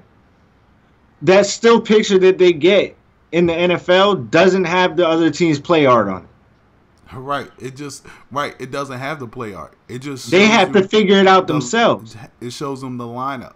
It shows them how they are aligning against your offense. And who came, and then they can figure out from there who came and who dropped and this, that, and the third. it's just like, but at the same time, me seeing the play from basically, like Zan put it, God's eye view. Like you can Right. see it from over the top. I can see all 22 players. Right. Why do I need that? I can immediately recognize what formation you're in, this, that, and the third. And that's what, like, a lot of people don't notice when they're just watching the tournaments. If you seen what Problem did to Voltarax and you really knew what you were looking at, your mind would have been blown by the amount of adjustments that were made before each play against him. The only thing he didn't adjust was that one safety. Right. And that's like a lot of competitive Madden players. As soon as you look at the personnel, as soon as you see the formation they come out in, you're immediately adjusting for what the biggest threat is on the field. And then if you see a motion, you make another adjustment. You see this, you make another adjustment. Stuff happens so quick, and it just becomes second nature to you. I really think that's why they started showing the competitors' hands during the competition, because they wanted to show the people out who were watching how many adjustments these guys make. And I want to say somebody like Gibbs, I think it was Gibbs, told me like they calculated like Problem makes like 15 adjustments like before the snap of the ball on defense. Mm-hmm. Like it's ridiculous what these guys do. Somebody asked, go ahead. I was just saying, Philly True said it should be off for tourneys, but on for online. But that's the problem. He's only talking about taking it off in salary cap rank. Salary cap rank came into the game and was introduced as the blueprint for esports. Right. Right. That was the first tournament, wasn't it? Wasn't it? It was salary cap. Yeah, the first one, yeah. And then they decided to add draft champions and do all that stuff this year, which is what ended up, me not playing this year. Because they didn't give out the tournament information in a timely manner, and it was like, whatever. But it's just, I don't know, man. Like, it's just, I feel like, or have a separate ladder. No, you can't have a separate ladder. I'm talking about for the tournament qualifier. Oh, for the tournament qualifier. Have a separate ladder for that. If that's what y'all want to do, like, that's fine with me too. Right. Because I'm sure all 4 tournaments ain't gonna be on the same mode. No, they're not. They're definitely not. All right, coach adjustments.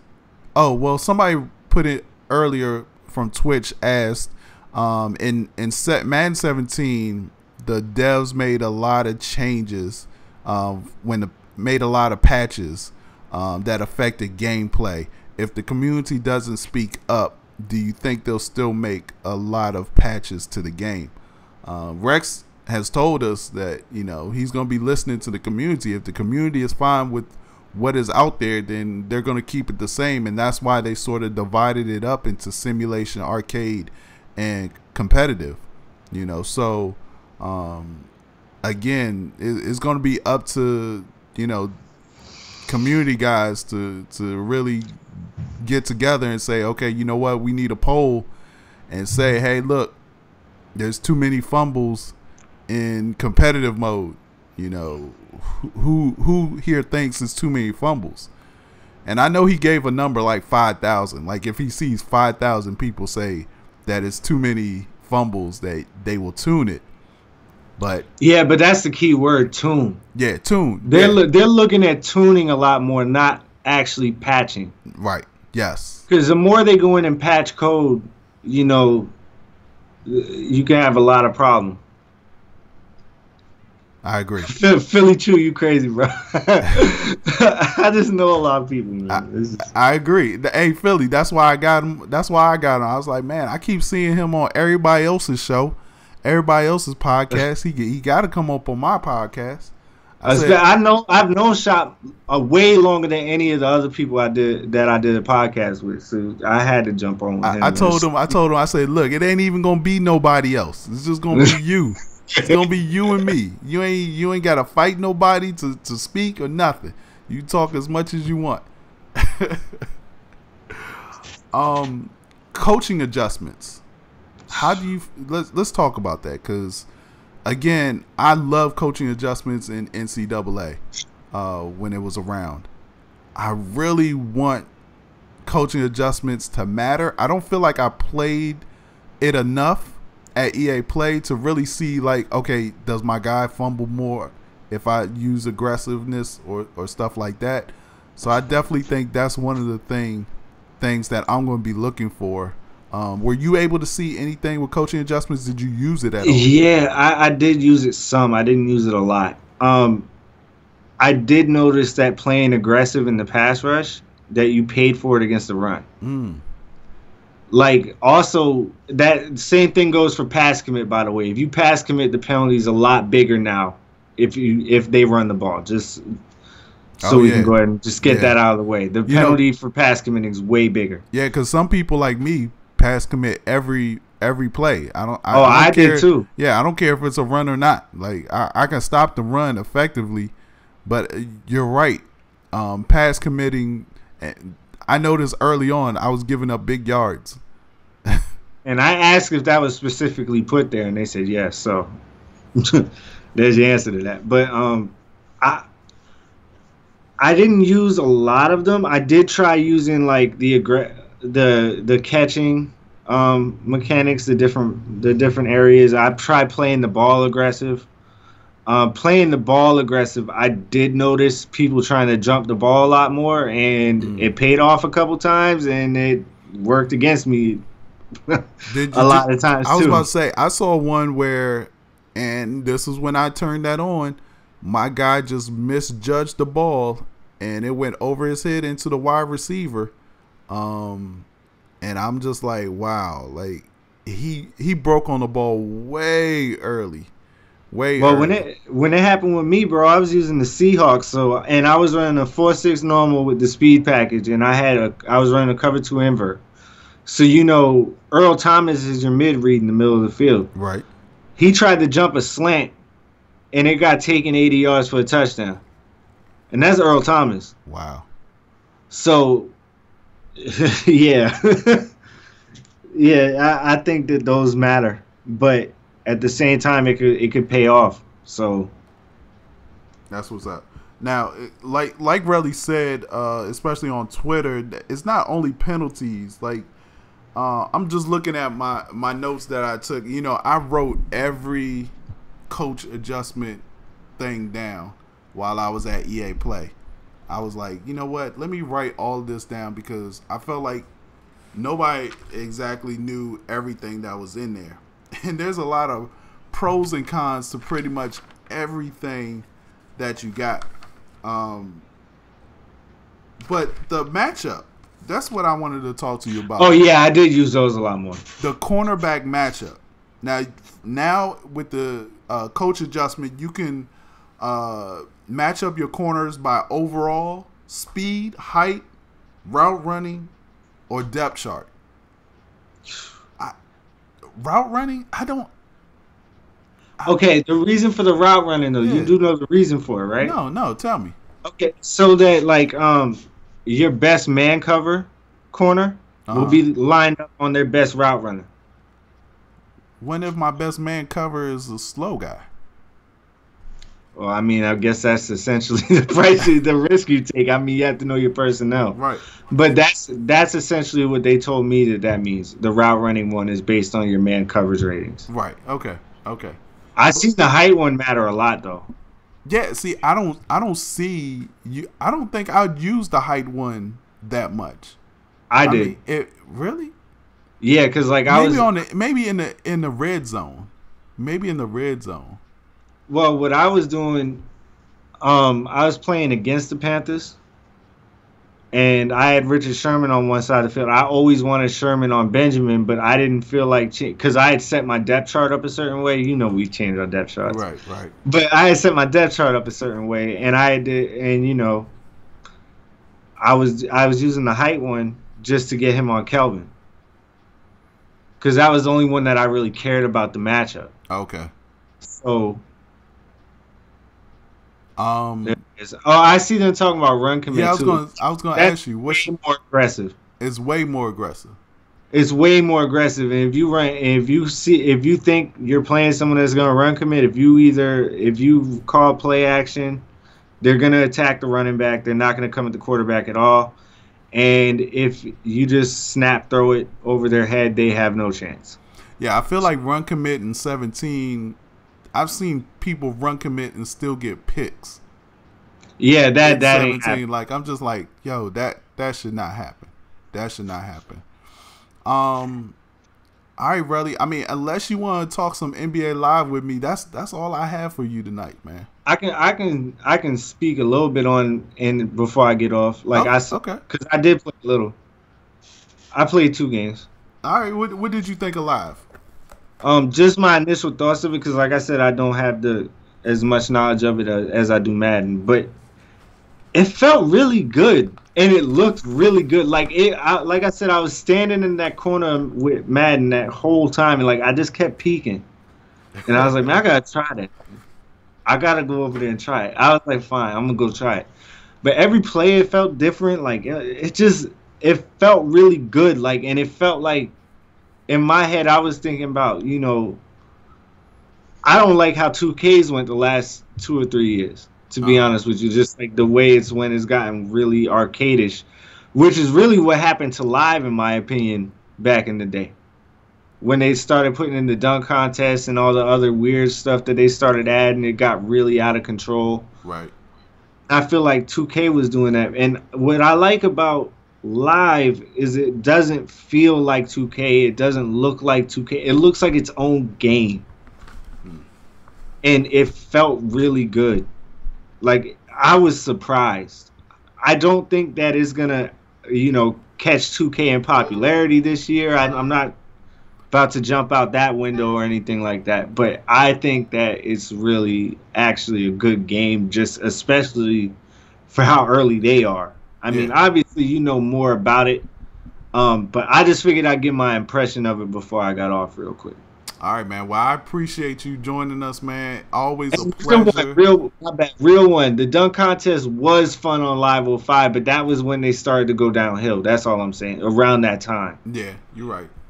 You're right. But yeah, my bad, bro. I didn't mean to cut you off. Nah, I'm you about- good. You good, man. Hey, Relly, as always, man, it was a pleasure having you on.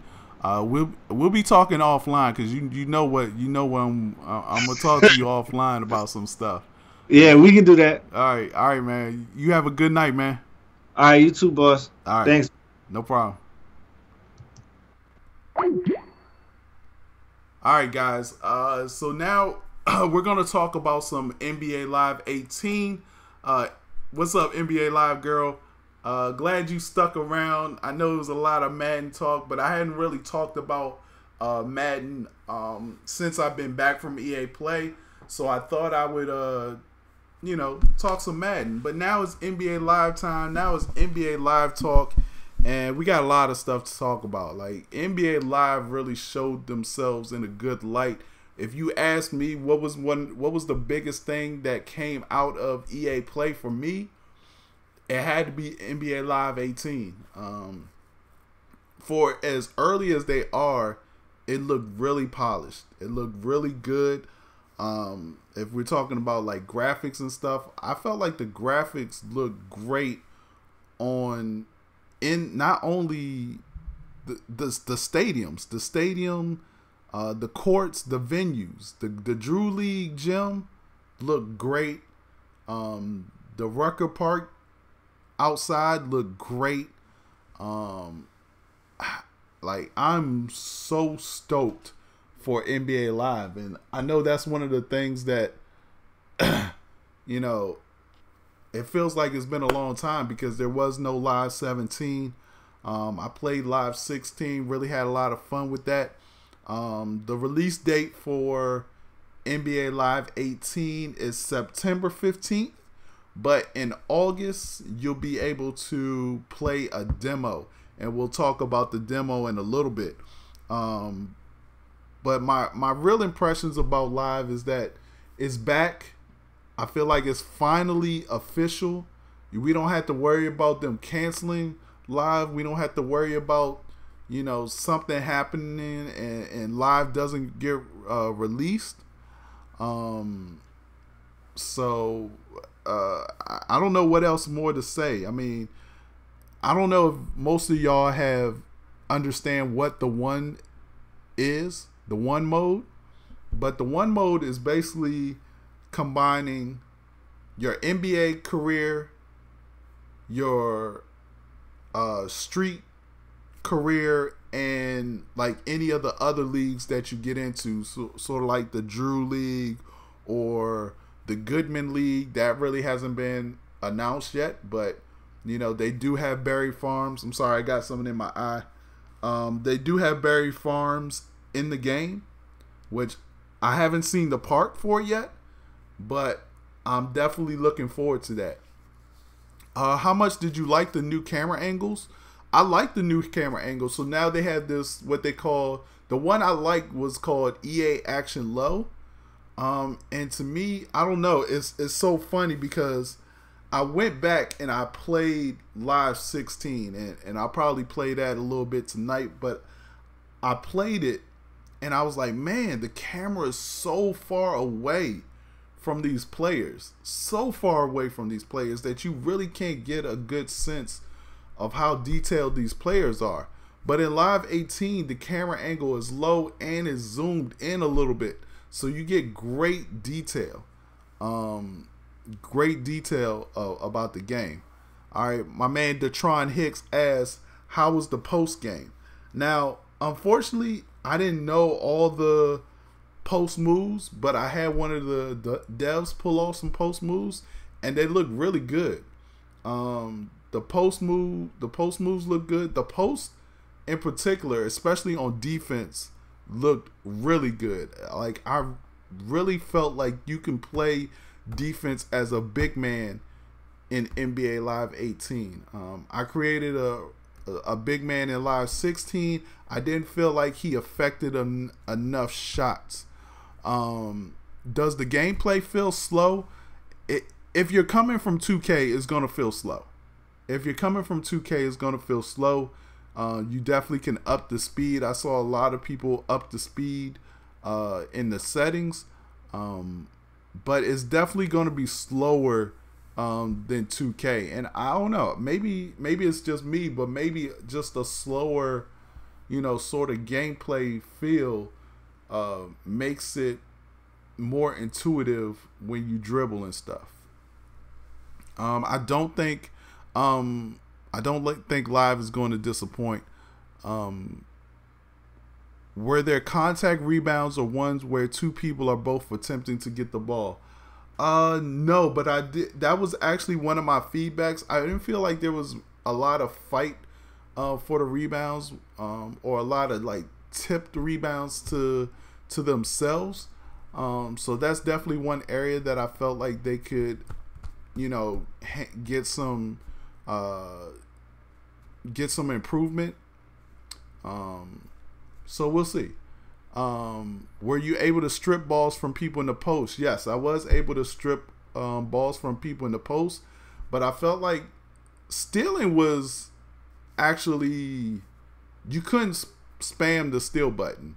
And like I said in one of my reviews, is that I feel like it's fun to play defense again.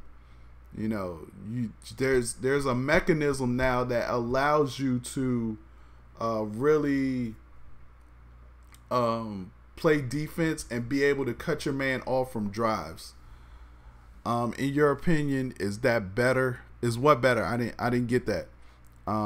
What's the alley-oop? Was the alley-oop OP this year?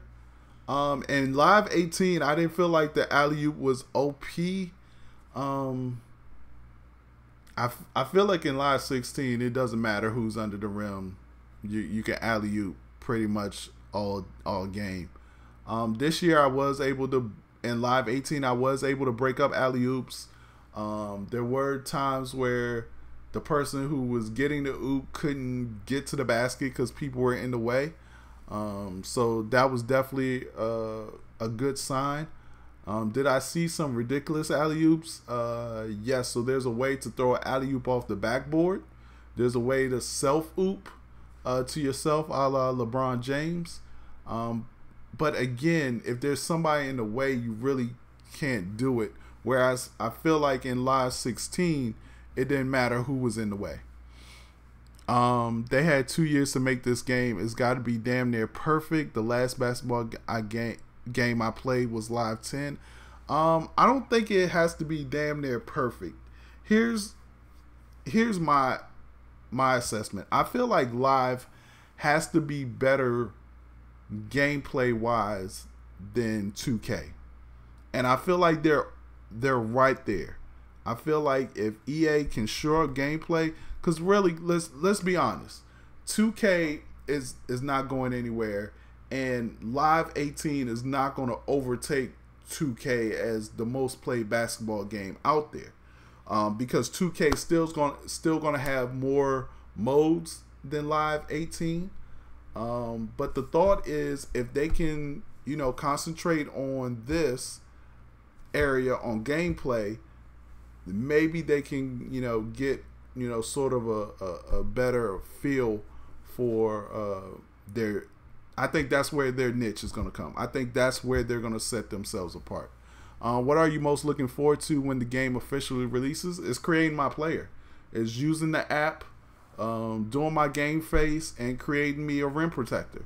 That's what I'm going to be. I'm going to be a rim protector. How is the AI in the game? The AI was pretty good. I mean, I didn't feel like I was blowing people out or I was abusing the AI. I mean, Steph Curry is a damn glitch, though. Like, oh my goodness, this dude can hit from a little inside half court. But Curry was a glitch.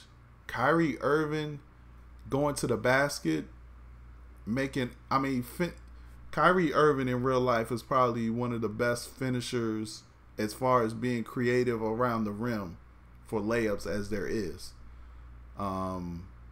And for some reason, not for some reason, but they definitely pulled it off in the game. Like, Kyrie Irving going to the basket could maneuver his way to the rim and finish.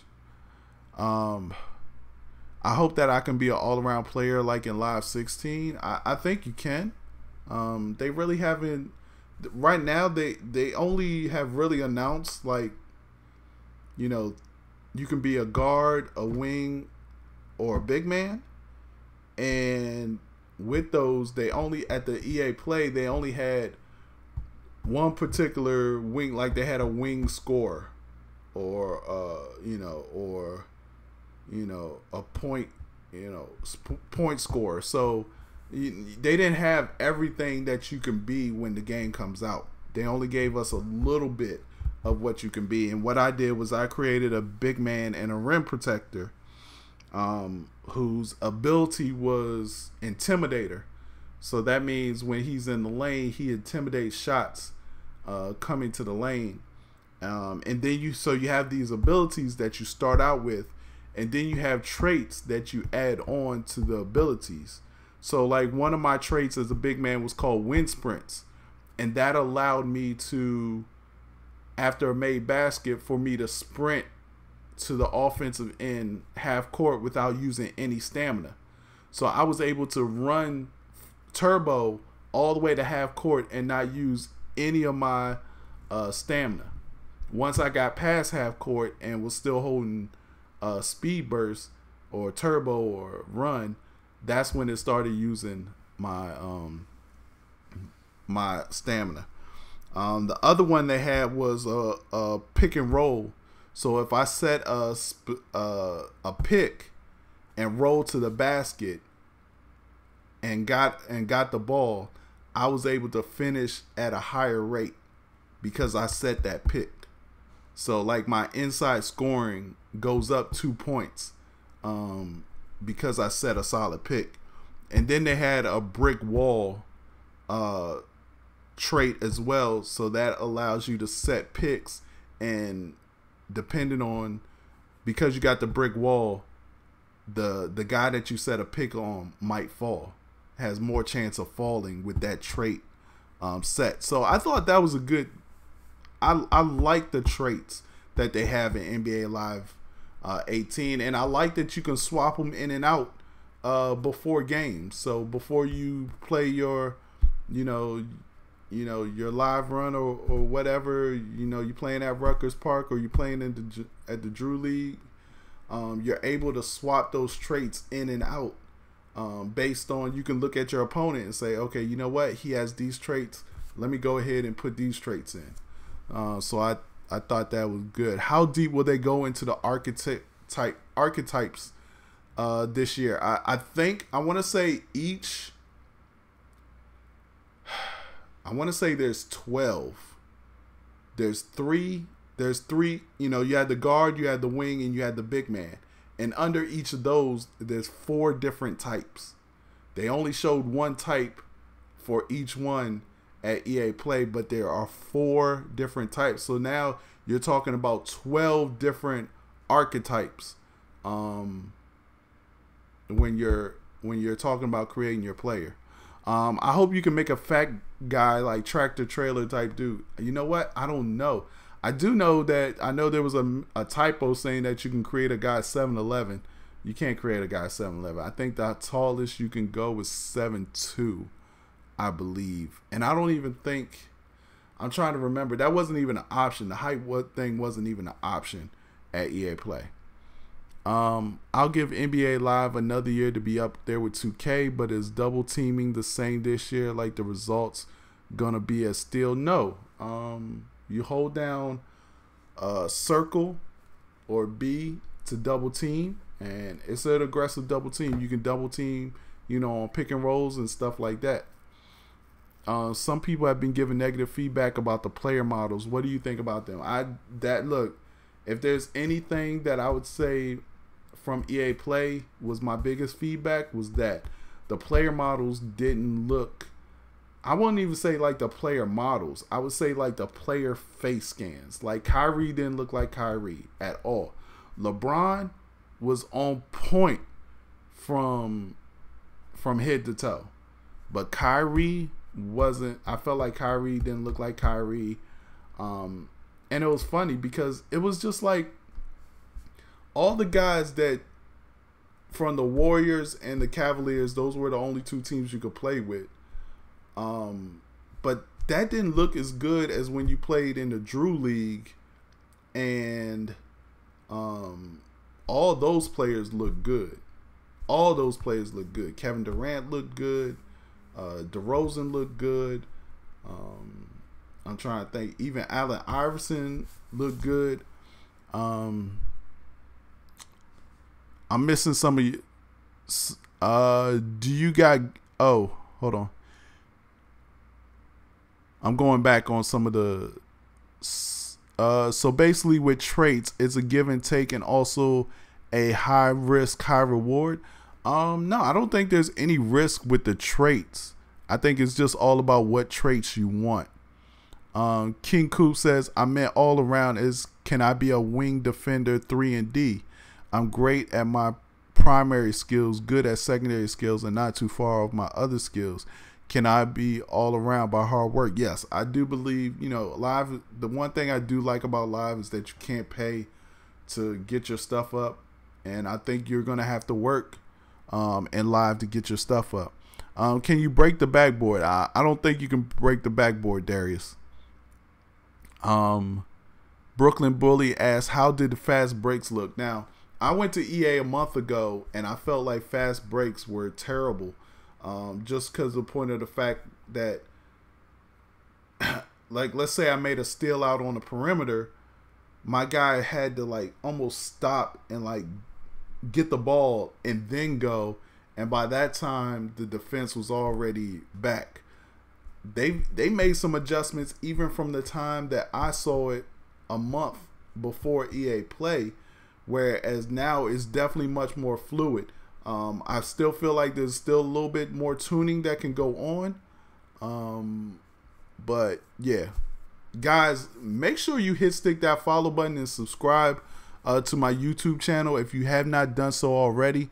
I meant to put that out there, but I'll put that out there. Let's see. Do Live says, do we have real NBA player dunk packages, or is still going to be rating dunk package for for example, Ultimate Dunk.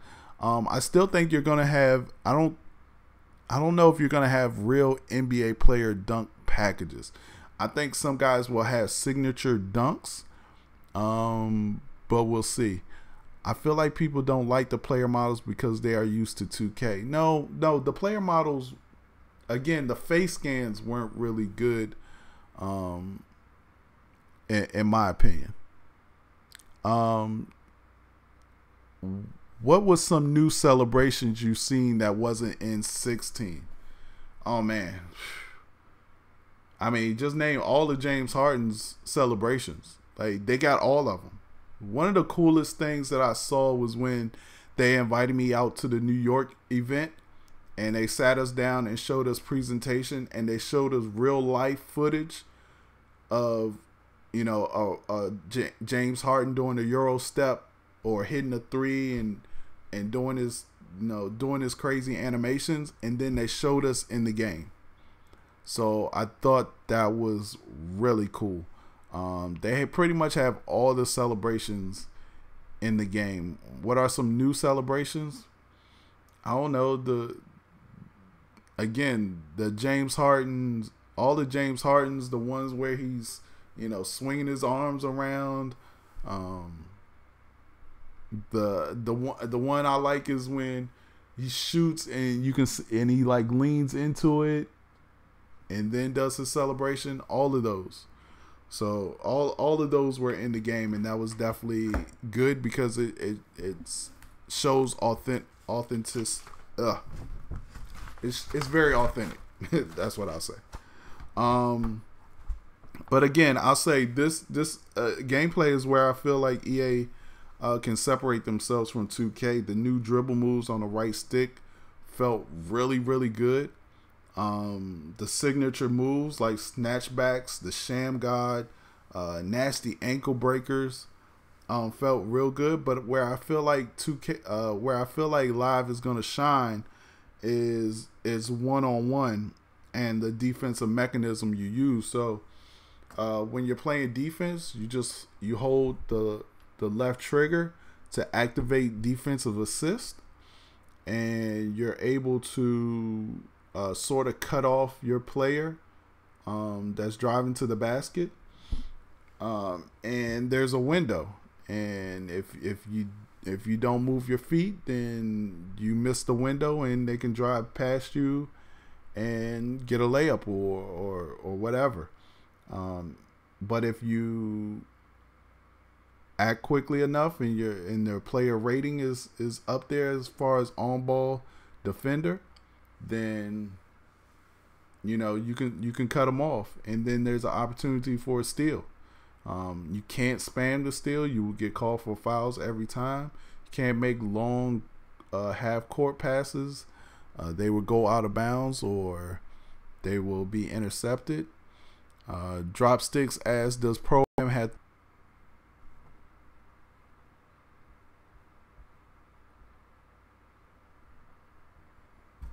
All right, I'm back. Can you see me? All right, I'm back. I don't know what happened, but I'm back. All right, so I did do flashy passes, and some of the flashy passes looked really good. In fact, I'm hoping that I can get some gameplay footage of this game I played against one of the YouTubers out there, and I actually ended the game on a alley-oop backboard. I threw a oop off the backboard for a dunk as time expired, which was pretty cool. A lot of my friends are 2K players and are closed-minded to NBA Live because of the past. Do you think the demo coming out in August will be able to pull some 2K players? I really think so. I really think that it's going to be able to pull 2K players right away. And so we'll see. We'll see. It should be interesting. I think that's why they're going to put out a demo, is because they want to attract those 2K players. Let's see. They have the shot stick now, so you can use the shot stick to shoot.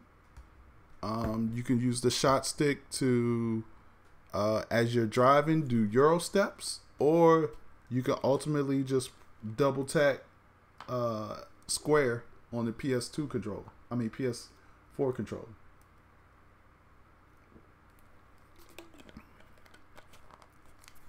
Will the demo be like what was at EA Play? That's a good question.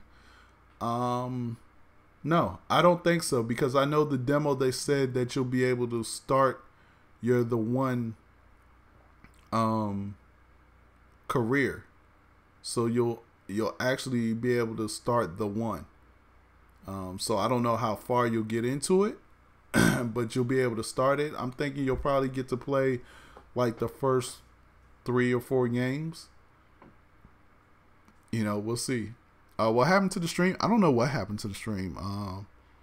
OBS just stopped working, and then it restarted. So I guess we're good.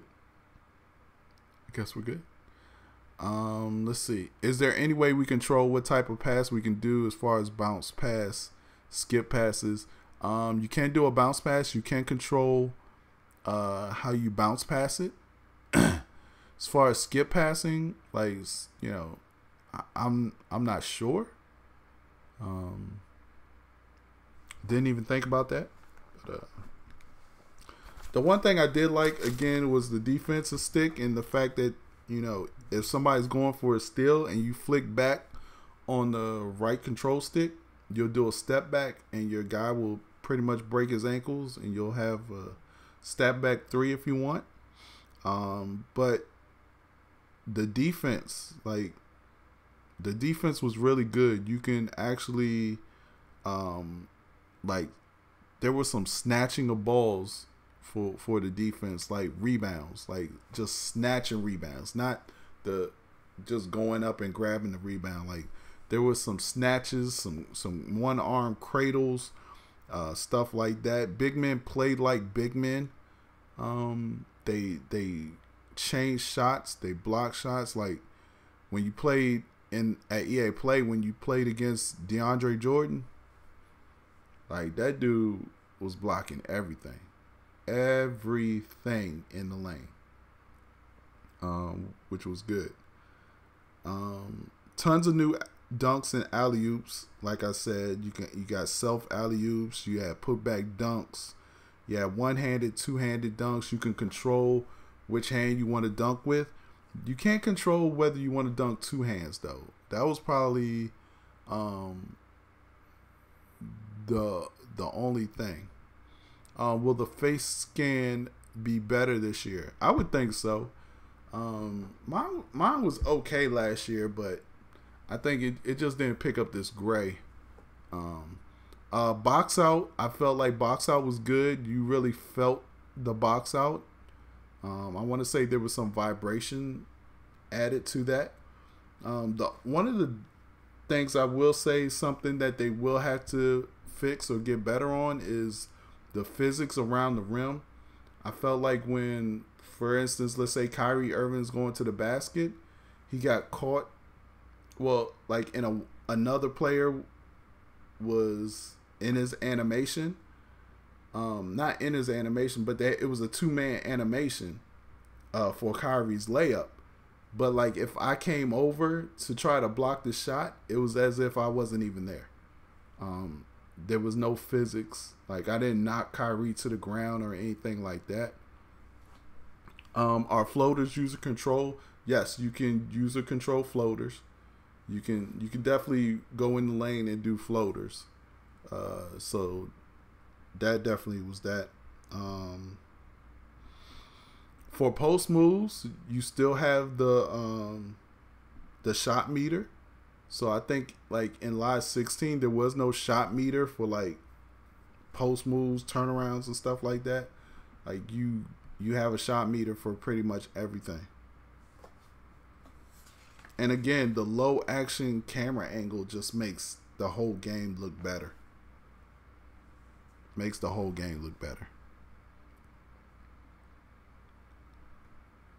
All right, so the demo comes out in August. I'm not sure when in August. I saw somebody put August 22nd.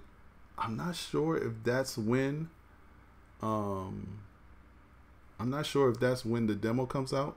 How did the face scans look in the Cavs versus Warrior? I feel like those were the worst. LeBron James looked the best, but everybody else did not look good in the Cavs versus the Warriors. But the Drew League, it looked good. They looked good. How often did you see a green release? Was it too much? I think once I got the hang of it, I saw a lot of green releases. And I want to say if you got a green release, no. I was going to say it was pretty much guaranteed in. But I want to say I saw a few green releases that didn't go in that were heavily contested. Are there new hairstyles? I don't know. The one player that, like, so they had a demo of the one that you can play at EA Play, and he looked like he had a new hairstyle. But I don't know what other new hairstyles are in the game. Any word on how the franchise mode is going to be? So it's funny you ask. The guy John White, who worked on Madden's franchise, is actually heading up NBA Live 18's franchise. And so I believe that they're going to try to get those two things together. They're going to try to get those franchises to sort of be more in tune with each other. So that'll be very interesting because there was a reason why, there wasn't much done on the Madden side, was because they wanted to get the NBA Live franchise up and running. So let's see. Anything else?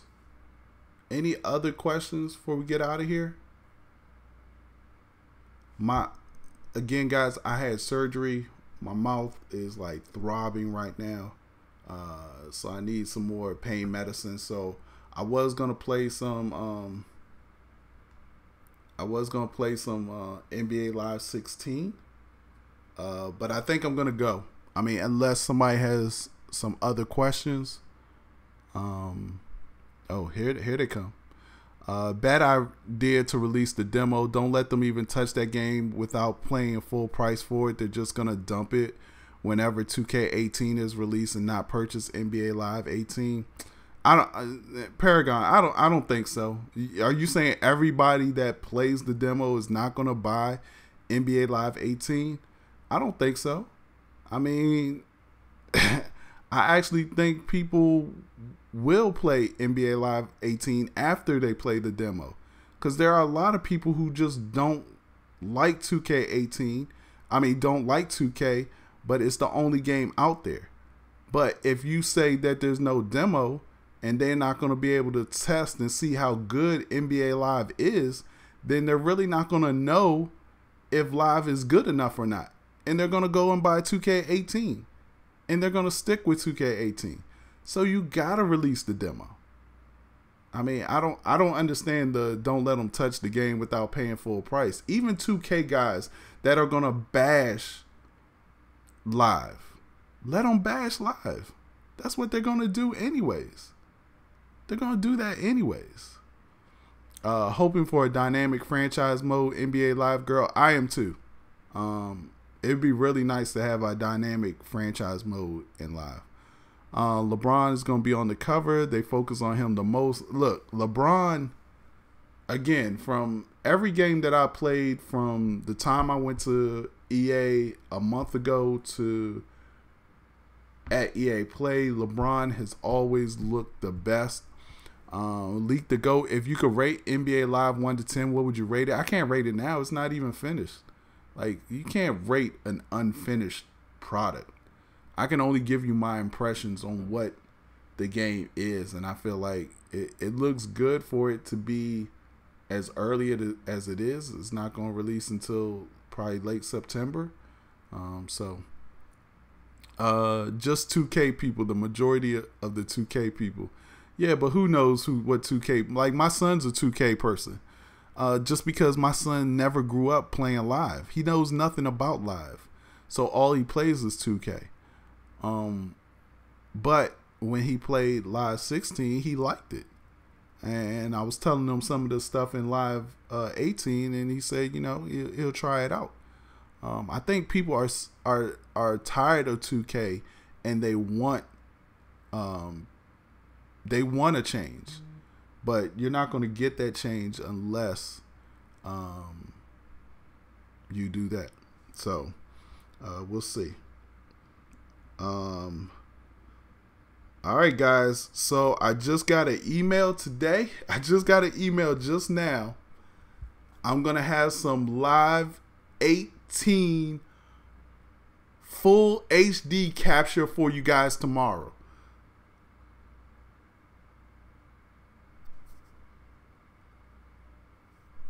I'm going to have it actually, yeah, June 21st at 12. So I'll have it tomorrow at 12 p.m. I'll chop up some stuff and give it to you guys. I got a couple of stuff that I got, so this should be good. So if you're a live fan, make sure you stick that like button, subscribe to the channel. I will have some Live 18. Yo, I got to get a face cam. Like, I will have some NBA Live 18 gameplay for you tomorrow. No cell phone footage, no off-screen footage. This will be straight gameplay 1080p capture. That's what your boy do. So I'm going to have that for you guys tomorrow. So again, guys, you want to get notified, because when this thing go up at 12 or a little bit after, you're going to want to know.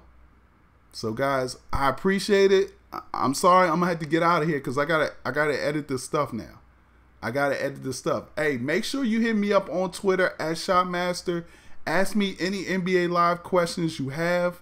I'll be definitely happy to answer any of them. I'm excited now. I'm excited. I get to show y'all stuff. You know, it's hard because I hate when people look at a game. Y'all heard me talk about it with Madden. I hate when people look at cell phone footage and want to criticize the game. Yeah, 12 Eastern time, NBA Live girl. I heard Allen Iverson's in the one. Yeah, I got some good stuff. I got me dunking on Allen Iverson. So, I can't wait. I can't wait to show you guys some live footage. I gotta figure out how I'm gonna break this up, because, you know, brother gotta make this last a little bit. I ain't gonna post the whole game. Post a quarter at a time or something. I don't know. What do y'all guys want to see? I got Golden State versus Cavs, and I got the one with me creating a rim protector. So I'll probably give you a little bit of both tomorrow. So again, make sure you subscribe. That's all I got, guys. Appreciate y'all joining. Again, stick that like button, subscribe to the channel. I do this every Tuesday night. Every Tuesday night, 9 p.m. What's up? What's up, A White? How you doing, man? So, again, I appreciate y'all watching. If you missed the show, don't worry about it. It'll be up a little bit later today. I'll get it processed, and you'll be able to watch this all over again. So, guys, I appreciate y'all watching. Stick that like button, subscribe to the channel, follow your dude on Twitter at Shopmaster, and I will check you guys out later. Peace.